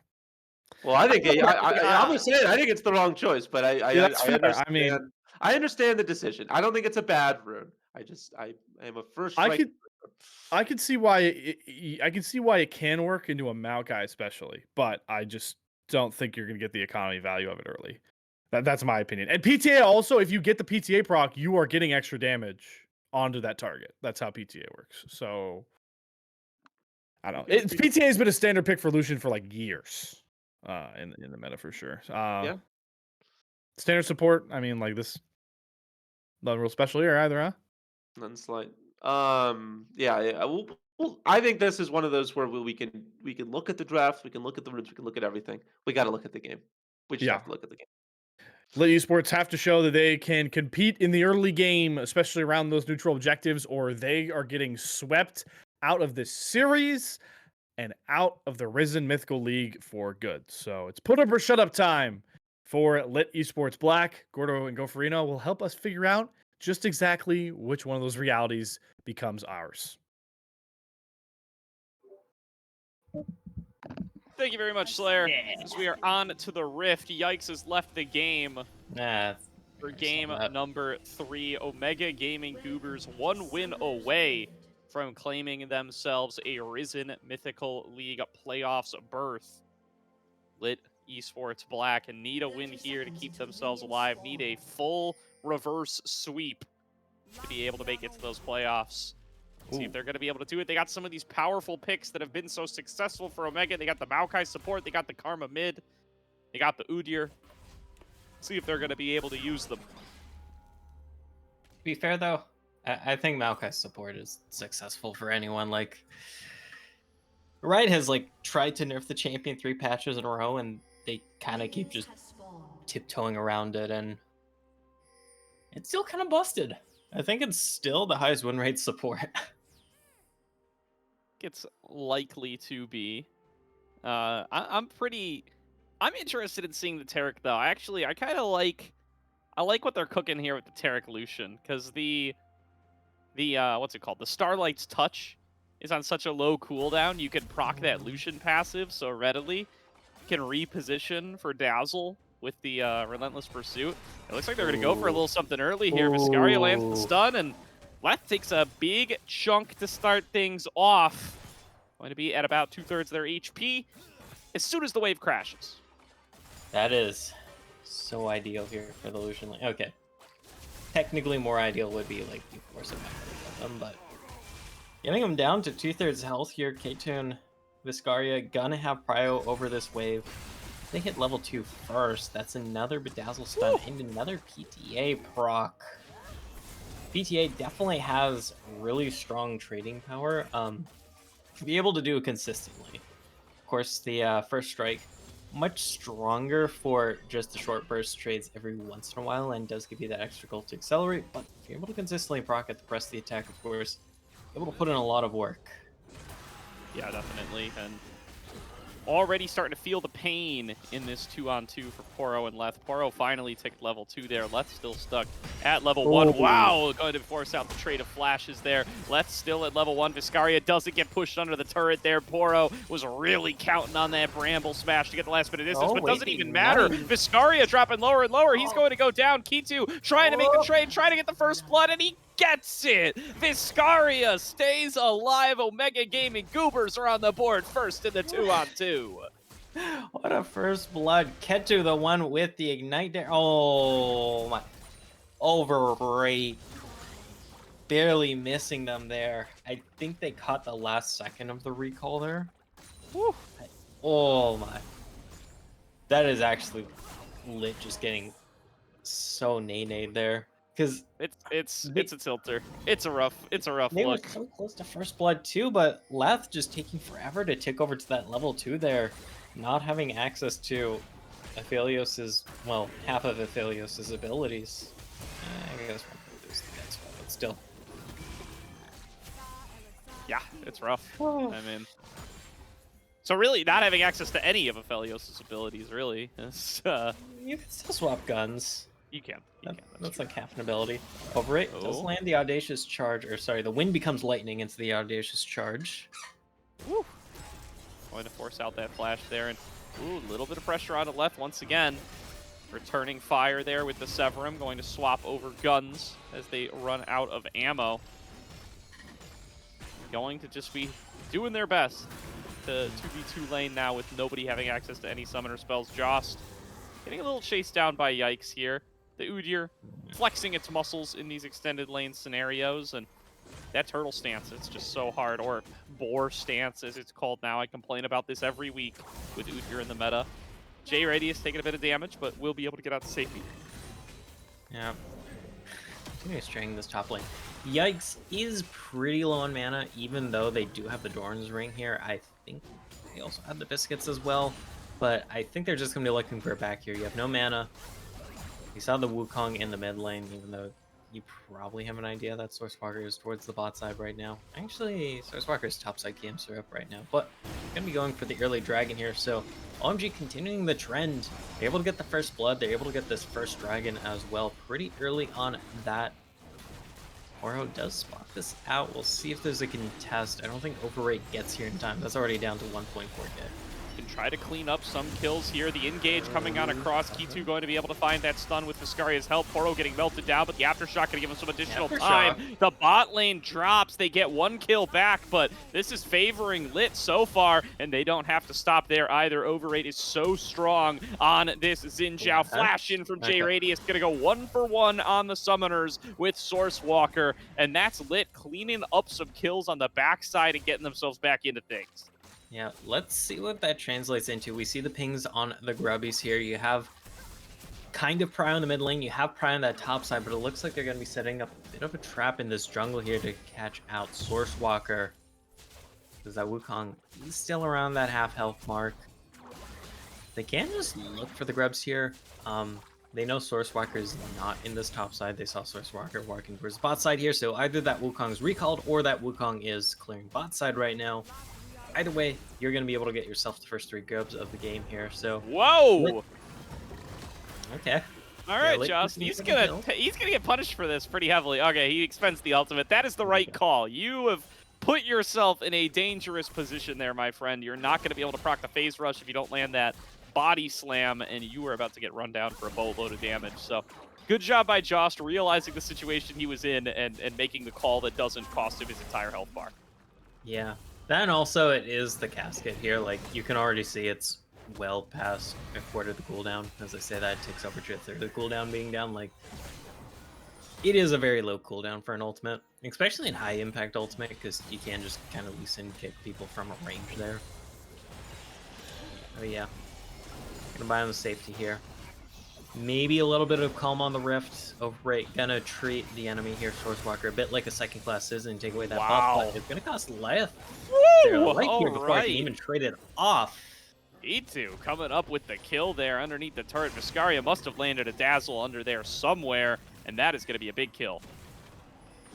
3-1-0 for this Lucian. Already has the Sheen as well. I don't know what the current Lucian build is with that Sheen. I'm guessing it's going towards the Essence Reaper here. This is interesting. Usually, I forget what it is. We'll see. Yeah, But yeah. another different member of Omega popping off in this game. Feels like it's been different folks each game. And really coming up with it this time. I mean, it was Josh last game, it felt like, on that Volibear. First game feels like Sourcewalker did a lot, put behind Overrate. Ooh, Josh getting the ult underneath the turret and heard me talking smack, coming up with a solo kill of his own and says, hey, I'm still gonna be the carry in game number 3. And it's all going wrong for LiT now, losing in multiple lanes. They really need this mid-jungle duo to pay off the way they've drawn it up because stuff is going bad in the side lanes. A flash engage once again from K2, looking for the culling on the left, and he's gonna get it. Poro gonna be the next one to drop. Cosmic Radiance just there to be flashy, as that's a double kill to K2. 5-1-0, already has the Essence Reaver completed first item down in the game here, and we see LiT sitting on those Archers and the, oh lord, the Noon Quiver here. Yeah, it's a bit of a power diff in the bot lane. I can hear Bonfire molding in the chat. It's a Only problem. that were first strike. Yeah, I mean, it's an issue. I think what really didn't get discussed enough on the desk was that this Taric Lucian lane, I think, is working out fantastically. Like, I think they've been able to really kind of find ways to play it super aggressively, to use that constant Q spam from the Taric to get constant passive procs out of the Lucian. That amps you some extra damage in addition to the press of the attack. They've been using Relentless Pursuit to be able to land dazzles, and it has just paid off for them immensely. Now they are 5 kills deep in this 2-on-2 lane, and it is just pretty much unplayable for LiT. I mean, Overrate, yeah, it's a really impossible decision as the Xin Zhao right now, because you're this powerful mid-jungle duo. You want to be able to kind of control the map through that area. You want to keep pressure out of Midnight, invade onto Sourcewalker, but oh my god, this bot lane is such a problem. Yeah, like, the silver lining for LiT is that 5 out of the 6 kills are on this Lucian. Oh, yeah, here's another one. Stun. That's still missing the stun means you get to stay alive. It does not necessarily mean that you're going to get punished too heavily, but it does mean that LiT gets to farm out for another day. And I like the call to bring Sourcewalker over here. The 3-on-3 gets a little dicey with how strong we know Xin Zhao can be.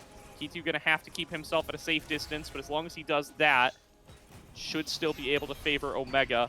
Discaria's found Overrate. Now they know where the Xin Zhao is. As long as they don't underestimate him, they should be fine. Going in for the fight, gonna force out the Crescent Guard. You know, that's a big cooldown down for the Xin Zhao. It's got to keep your wits about you if you're Sourcewalker, and they'll be able to get out. Yeah, Rise Dragon spawns, but it looks like the Omega Gaming Goobers are walking out. You have J Radius coming in from the mid lane, and gonna be able to grab themselves a scuttle here and prio over the dragon. With Sourcewalker recalling here, this is a free dragon for them. I don't know if LiT knows that this Wukong has recalled, but either way, they have prio over the pit. They see that Midnight is just chilling in this mid lane as Orianna. You see Scaria and Ketu chilling in this bot lane. So, gonna be able to grab yourself the first dragon of this series. Gonna be the Clown Dragon as well, so it's gonna be handy for getting around the map. Really good stuff there. They are going to be able to come on up and find themselves another early game lead. Now it's just, I mean, the Udyr's not being able to find success in the top lane anymore. It's got to be through J Radius and Overrate. You can see they're playing together in mid there. Midnight might actually be the target here, falling kind of low, but they don't want to take the dive. They don't have the Crescent Guard, and it's too dangerous when you don't know where Sourcewalker is going to be. They're going to rotate over for the Grubbies instead. This would be 6 stacks of Grubbies if they're able to go. Okay, that's a big root. Woo!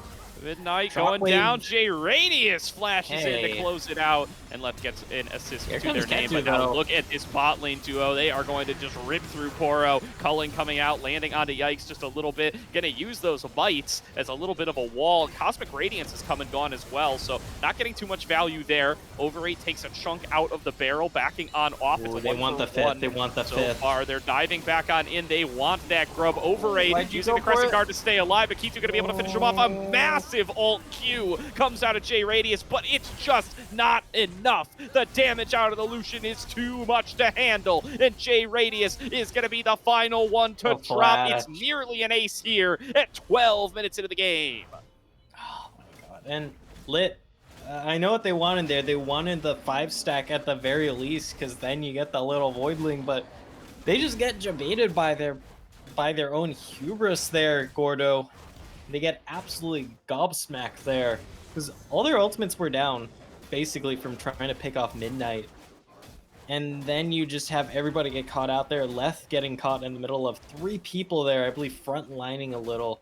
Absolutely popped there. Ooh, now it's an 8-1 Lucian. I don't know about that one, Chief. It's tough. It's a tough position. I mean, I feel like I've said that a lot throughout this series, Yeah. but it remains true. LiT find themselves substantially down in gold very early in the game. They have not really lost too many turret plates this time, but they've lost a lot of kills, and this Lucian is just absolutely massive. That last fight was probably a Careful great here, buddy. opportunity for them to be able to come on out and find some kills. They don't really do it. They don't get the Lucian shut down. He is now stronger than ever. I just don't know what you do if you're LiT Esports here. You just have to find a way for Over8 to make a massive play onto Kitu. Yeah, you do have the Nature's Grasp here. Flash, actually. Yeah, they're going to try to get Midnight here, and they very well might. Midnight going to go Okay. on down. Left gets that kill. That's where you want it. A little sign of life coming on across here, as they might even be able to get themselves this objective bounty with Yeah. that crescendum. Left going to be able to pick that up, and a decent amount of the gold lead is collapsed there. Herald being taken, though, and the mid wave was collapsed upon. Looks like they won't be forcing the turret in the mid lane. That's actually first turret as well, so that's a nice little influx of gold here to Leth, who is, in all honesty, just struggling. Now 2-3-2, able to get a bit of injected bounty, able to get that first turret gold in the pockets as well. That's going to give him the Kraken Slayer and the pickaxe here. So now they're only down the Caulfields, so that is much better. Not sure how much Keto is sitting on right now. They might have enough to finish what I assume is going to be the Navori's on this back. Yeah, I mean, they're going to hit their second item spike here pretty soon, surely, with all of that extra kill gold, and it is just going to get much more difficult to actually be able to play out some of these Dragon skirmishes. LiT thanking their lucky stars that they were able to get that Cloud Drake earlier on. It means that this is not about to be a fight for Soul Point, because their chances of winning this one are getting pretty slim. You are going to have to find your way onto Kitu very early in the fight, or he is just going to deal way too much damage for anybody to deal with. There's nobody even rocking ninja tabbies right now. Mm-hmm. There's Quick Blades. Yeah. Yeah, it's gonna be a doozy to deal with here. And Sure, I red can buff. beat that in time. Oh boy. This is dangerous, Yeah. Lucian. Keep your eyes on Kitu in this fight. He is going to be what it is all about, and they're going to just try to throw down this Rift Herald in mid. Viscaria is caught, throwing down the Cosmic Radiance. Looks like they're going to have enough time to get it on off. And Kitu Shredded. just melting through Poro. Poro off the map now. It's a 5 versus 4 for the Dragon. That was Cosmic Radiance and Culling both used, as well as Cyclone. Flash All the body cooldowns, slam. a big Oh, engage no. found by Jost, throwing them back into the fray, and they are moving forward onto Left. Left actually gets a big ultimate on a damage. cross, but it's only going to get one target fighting on the other side. Over8 going to be able to trade 1-for-1 as he drops down. Ketu down below half HP, but there's just nobody left to rain any shots onto him. Midnight chasing onto Yikes. Yikes might be just a little bit too fast here, but Omega Gaming win out the fight 2-for-1. They got Poro as well, if you want to call that a 3-for-1 in the extended play, and this Dragon is theirs. Yeah, I was gonna say that's a 3-for-1 there. And LiT just getting caught out there. They try and make the pick themselves there with that initial twisted advance on in from Poro, but it just backfires. Poro getting absolutely shredded as this now 0-5 Maokai. Even with the locket here, even with the aftershock, that's not going to do squat. Now you advance yourself up an extra dragon as well. Not going to have the threat of the soul sweep here. Oh, They might K2. get the pick. Yeah, getting a little collapsed on here. This would be a big shutdown for Over 8. Viscaria's on the way, but there's no ultimate. The teleport's coming in, but it's all too late. Massive shutdown for Over 8. Ketu bites off more than he can chew.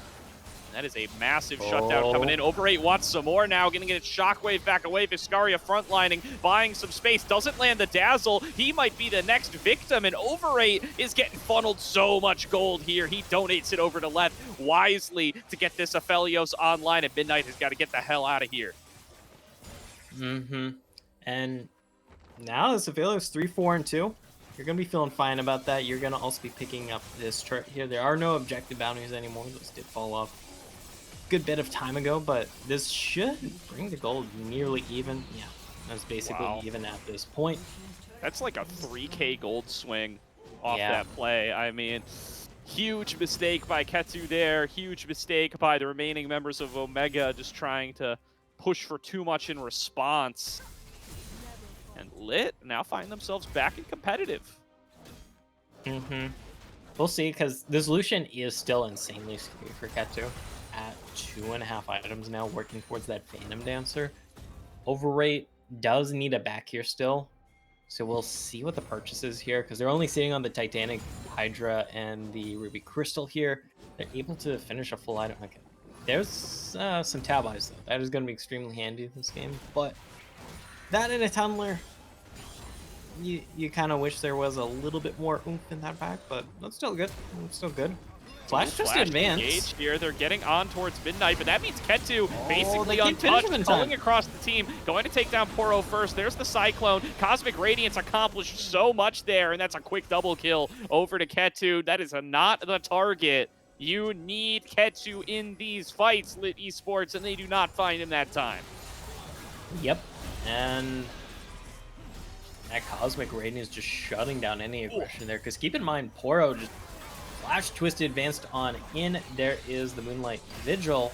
Ooh, that stun lands. This should be a kill here. Ooh. Yep, really good moves there from Ketu, dodging out on the Moonlight Vigil, dodging out on the follow-up shots off the Calibrum.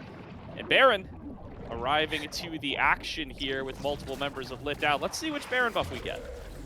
Regular. Regular. This is Hunting Baron, I believe, as they call him now. Speaking of hunting. Yeah, Joust getting collapsed on, trying to find an angle to body slam out. Won't even be able to proc the phase rush in time. Now he's got it, but too little too late. Another big shutdown for Leth. Ketu going to be able to pick up a mid turret off of this one. But they are doing a good job of funneling gold into this Aphelios. Yeah, does cost them a mid lane turret though. Teleport coming They want Baron. Yeah, they are trying to grab this. They do have the gamer advantage on the map right now. There's no vision. They have no OMG idea. Just don't even expect this. No. All right, that's just a Baron here. Wow. Okay. Omega. All Not right. really realizing the capacity for that one there. They had members on the map. Nobody really acting as though the Baron is going down, or they just decide they have no chance at contesting it. So, yet again. I don't know.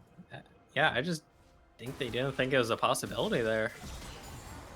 All right, LiT getting a little bit creative with it here in game number 3. I mean, this is the closest they've been at a 20-minute mark all series long. Yeah. Still a little bit behind, but wearing purple, they can pick up some more turrets off of this. It would be absolutely massive for them, but still got to watch out in that fighting capacity. I don't think Leth is quite there yet, where he's going to be able to match that damage output of Ketu. It is going to be all about Leth in these upcoming fights. They've managed to get him onto the 2-item spike. A 3-item spike will be absolutely massive. And just trying to run out the ammo now on this Infernum. Get yourself over to the Crescendum, which should be up next. Yeah, no TP here for J Radius in the top lane either. Just looking to grab this turret. Interesting. Okay. Whew. Alrighty, we're just gonna peel off here. Looks like they're giving up Dragon here for this. That's kind of interesting because this is Soul Point, of course. Since they were able to grab a singular Clown Dragon from themselves, that is gonna slow down the Soul here. And they do Just have Baron. standing still to not get hit by the wind becomes lightning. Great move there by the Gragas. Definitely. Escapes the gank. They're going to lose the tower, but they will be able to pick up that Mountain Drake. Now, the goal is to not lose inner turret if you can at all avoid it, but I don't think you can. They're going to lose that one. Yeah. So good job by LiT. They respond and get themselves gold positive. Gold's pretty much dead even now. Yep. It does cost them Soul Point, of course, though, so that is going to be a point of contention here in a bit. And the Baron buff not going to be lasting too much longer, so you kind of wish you got a little bit more value out of that. I believe they got the 2 turrets in the top lane and maybe the mid lane outer. I didn't keep track of that. Either way, though, nice stabilizing play. 2 and almost a half items on the failures. I mean, you got the Infinity Edge, you got some attack speed, you also got 60% crit here, so you will be just pumping out the damage here if you're able to stay alive, because there is no real armor built up on the enemy team except for Viscaria. There's a bit of a here. Sourcewalker actually popped the Cyclone, didn't land the first charge. They will get J-Radius for the second half. Ketu slowed down, just needs a couple shots and will find it. J-Radius now off the map for the next 50 seconds. What can they make happen off of that timer? Wave getting shoved on in. Left going to look to rain down shots on towards it. They move up through the jungle. Good dodge out there on the shots. Not getting hit by the Moonlight Vigil either is Ketu. He's just got to keep himself safe. He's got to be the half the one who takes that damage onto left. Good shots from the culling. Takes him to about half. Advances forward. Goes in for the flash. And nearly takes Leth off the map. And he's not done yet. Trying to get that relentless pursuit back on up. Leth is forced out of the fight. And if just one little bit of damage lands onto him, he's going to be taken down. Yeah, Leth very close to death there. And it all started off with Ketu just like landing like half a second of the culling there. There's a bit of a pincer coming out here. It is 5 versus 4 here. So you do gotta skedaddle. Really good stuff there from Ketu. I mean, he is wearing the carry pants this game and wearing them very well. I mean, he looks absolutely untouchable on this Lucian, except for that one getting caught earlier, and just done a great job of being able to flex this gold lead around, taking Leth out of that fight and giving so much of the map back to Omega. They find themselves with the lead of about 2K once again off of that play. And now it's going to be all about this next dragon. Yeah, it's still 2 minutes out though. Baron does spawn first, so there is a chance we could see that first beforehand. I mean, we saw pretty cheeky Baron last time. And yeah, it should be calm on the Rift for now at least, unless we see a big pick come through. But both these teams should just be looking to get some farm up on their carries right now, establish some vision here, across the river in the river. Culling comes out this time, not going to connect on the Leth. He's too deep in the wave. Culling going to accomplish basically nothing there. Appreciate Ketu fishing for it, but not going to get it that time, and we'll continue this dance. It's not too long of a cooldown. It'll be back up before too long, but Mega got to be cautious about the fact that that is down, and that fight lines here could be pretty good for LiT if they're able to set them up for Aphelios. Yeah, and looking to suffocate this jungle. Of course, on the flip side, though, Ketu took 1 Infernum auto there. It's chunked for about 20% of their HP, so that is the downside of Lucian, where, yes, if you are fed, you can dash in and make these superhero plays, but you really are playing on the edge here, because it does not take a lot to kill you, and Ketu, with how fed they are, does have 0 defensive itemization. They are purely relying on their own positioning, Flash and Viscaria's kit here to stay alive, and for the most part, I mean, it has been working out here. They are 13-2, but it just takes one goof here, and you will get nuked as the solution. Definitely. A lot on Ketu's shoulders coming into this Baron spawn. 30 seconds to go on what could be Soul. Getting that Mountain Soul would be absolutely massive for their ability to keep Ketu alive. They're trying to fight for priority in the mid lane. Should be able to clear this wave. Stun, not Stun going to whip. connect. Ketu They got the flying flank. out on everything. Cosmic Radiance getting thrown on down. Ketu's invulnerable Ooh, now. great He's opening on up with disengage. the culling. It's all getting tanked by Poro, who will fall to about half HP, and that is Cosmic Radiance down for the count. Yike came in on the backside, popped the Ghost for the flank, and now is going to get forced out. He can just sprint this one out, no problem. No calling, no Cosmic Radiance. This is looking good for LiT if they're able to force the team fight here. They got a bit of a pincer, but they are also a little split themselves here. We'll see what they can do to get on top of the solution. Caught out, taking a fair chunk there, will be able to fall back to the rest of the team. The health bars are lower for them. Ketu advances forward. Oh, dashing in. Right back around on him. Cosmic Radiance not available. Oh my. Comes through for J Radius, and this fight is all over already. LiT is on red and white guns, and nobody can access them. Buying the space here is Joss. They need to be able to keep Midnight alive, or they could lose the whole game right here. And speaking of living on the edge there, Ketu takes one slight misdash on in. Poro knows their job. Flash, twisted advance, seal the deal. That's going to be such a huge fight here for LiT. This Aphelios more than online.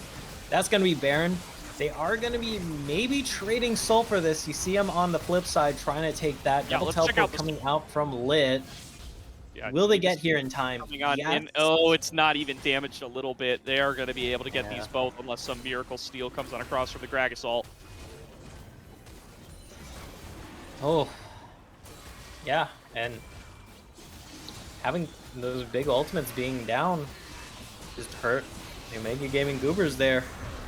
No Cosmic Radiance means Ketu has so much less room to work with here as the solution gives over that shutdown. Now the 80 carries, I mean, you still got 2.3 gold as a lead here on the solution, but the fact that this Aphelios should be completing 3 items now, judging by the fact that there's only 100 gold in the inventory right now, that's not good. That's a bit of a no bueno. Getting very dangerous here. It's a game of ADCs, as it has been for a while. In Midnight especially is actually so far behind the pace of the game as well. Not quite on that Void Staff yet, facing down 3.5 items out of J Radius. He really has been very valuable in being able to find that additional poke damage with the Karma, as well as all that shielding. Iscaria going to get caught here. They're going to try to turn it back around on him. Coming No in for the flash. melee close. Knocked up, interrupted on towards that culling, but it will be a kill found by Ketu, and now Overrate off the map. Luckily, no objectives to be taken, but the 5 versus 4, Omega Gaming have got to push this advantage while they have it. They are starting to fall off in the later game. That is still such a nice pick here for OMG, because that's going to stall out a lot of this Baron buff here. A decent amount was already taken up there for the initial play to secure themselves that second dragon. And now you're still stuck waiting here. Still 15 more seconds until Overrate is back on the map. And Baron buff is taking down. You will still have some to work with in terms of pushing in. J Radius, what are you doing walking in here, buddy? Massive shockwave onto 3 Omega Gaming Goobers. They find their fight. LiT is 4 versus 5, wandering into the jungle into all 5 members of Omega. A triple kill for Ketu. Overrate has respawned and found nobody to support him. They could close things out right here. That's just a throw. I'm gonna be honest with you. What's J Radius doing walking in there? You're contesting a red buff. You have Baron buff. You just okay. That's gonna be game here though. Props to OMG. They're able to just punish that misstep so hard here. Even after they give up that huge fight there, it looks scary for them, but OMG, they're gonna secure the 3-0 here. Third game definitely much more shaken than the others, but a 3-0 is a 3-0, Gordo. What a heartbreaker there for LiT Esports Black, fighting their way back, looking the best they have looked all series in game number 3. And seeding be damned. We didn't show predictions today, but there were a lot of predictions for LiT Esports Black on this desk. And this is going to be Omega Gaming Goobers all the way, a 3-0 sweep to move themselves into playoffs. And putting their feet down, like you mentioned, they definitely had some doubters here on the desk because they had a pretty shaky regular season when you look at the results. But coming out 3-0 today, yes, LiT was almost able to bring him back in that game number 3, but they're just able to hard punish that so hard. Yeah, you can see it on Oh the my gold God. graph here. Yeah, there wasn't higher than a 4K gold lead the entire game, or like a little over 4K, but still, like, holy moly. I'm just looking at that gold graph. What a ridiculous swing that is Yeah. right there. Yeah, you can see the swing too. Like, they got that huge play there. They get the Baron, they get the Dragon, they get the shutdowns. It's like, yeah, things are looking so good. And then it's one pick, and then one misstep, and then the game's done. Just completely ended in an instant there. A great shockwave found by the Oriana. Midnight on Omega Gaming Goobers. Getting his name on there at the end. Oh, don't show this. Don't show this. Hey, Lamau. It is I the mean, Caddy's in there too, so, you know. yeah.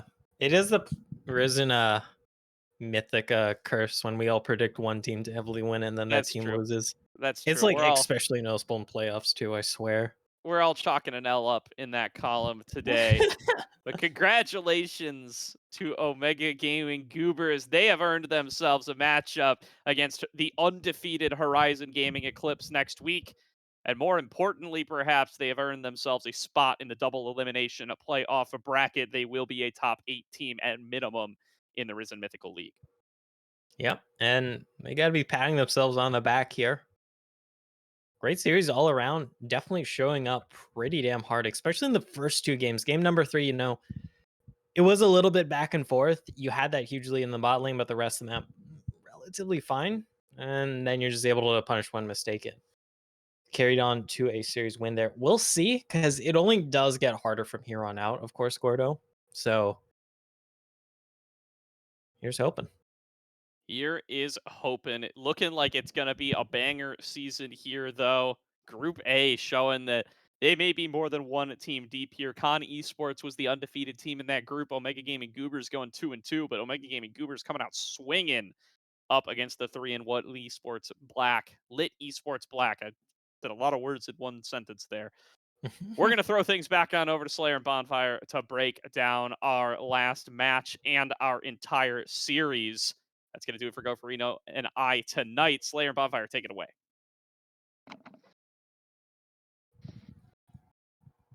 All right, Bonfire. Let's say it on 3. Let's say it real quickly.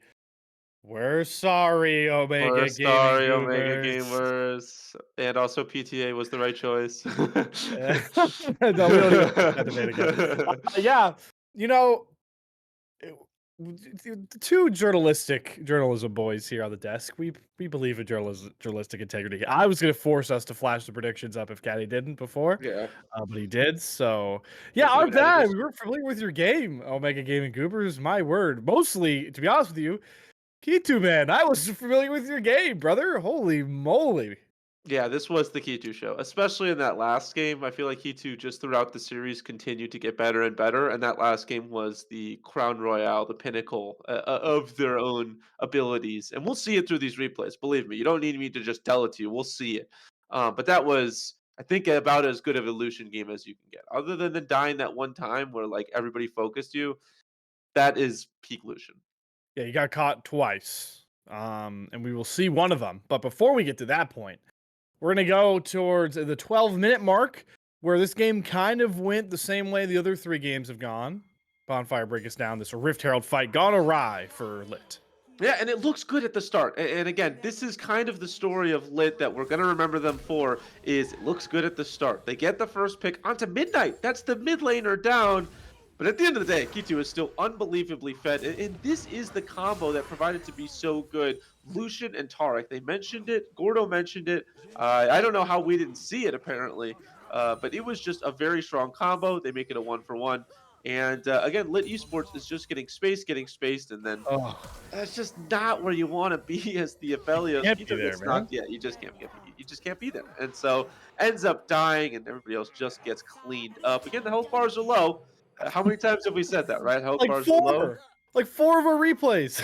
Yeah, but it doesn't matter because it's not about where the health bars are now, it's about where they are at the end of the fight. And at the end of the fight, it ended up being a 5-for-1, and they just they played it perfectly. They spaced him out, and even with Midnight falling, they get a pick before to make it a 4-for-4. It was just a really, really well played fight, and a little bit of inting from left. We do a little trolling. We do a little trolling, but it was a good play from OMG. So here's where things get intriguing though, Yeah, because normally from this point the game spirals.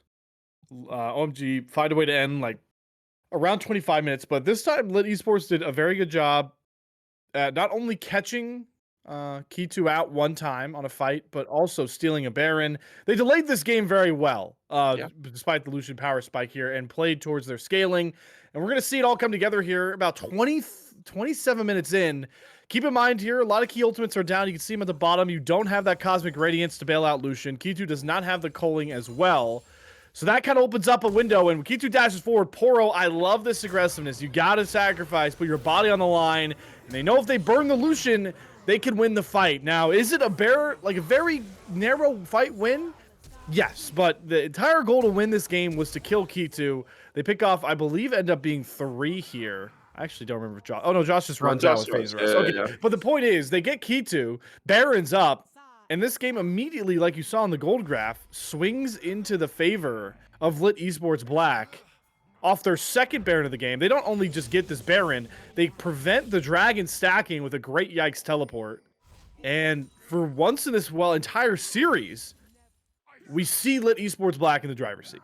Yeah, and this was, like you said, the first time it felt like in a long time that they were in the driver's seat, and they had a good scaling composition as well. So it wasn't that this game was over from the get-go. It wasn't that the snowball got too big and crushed them.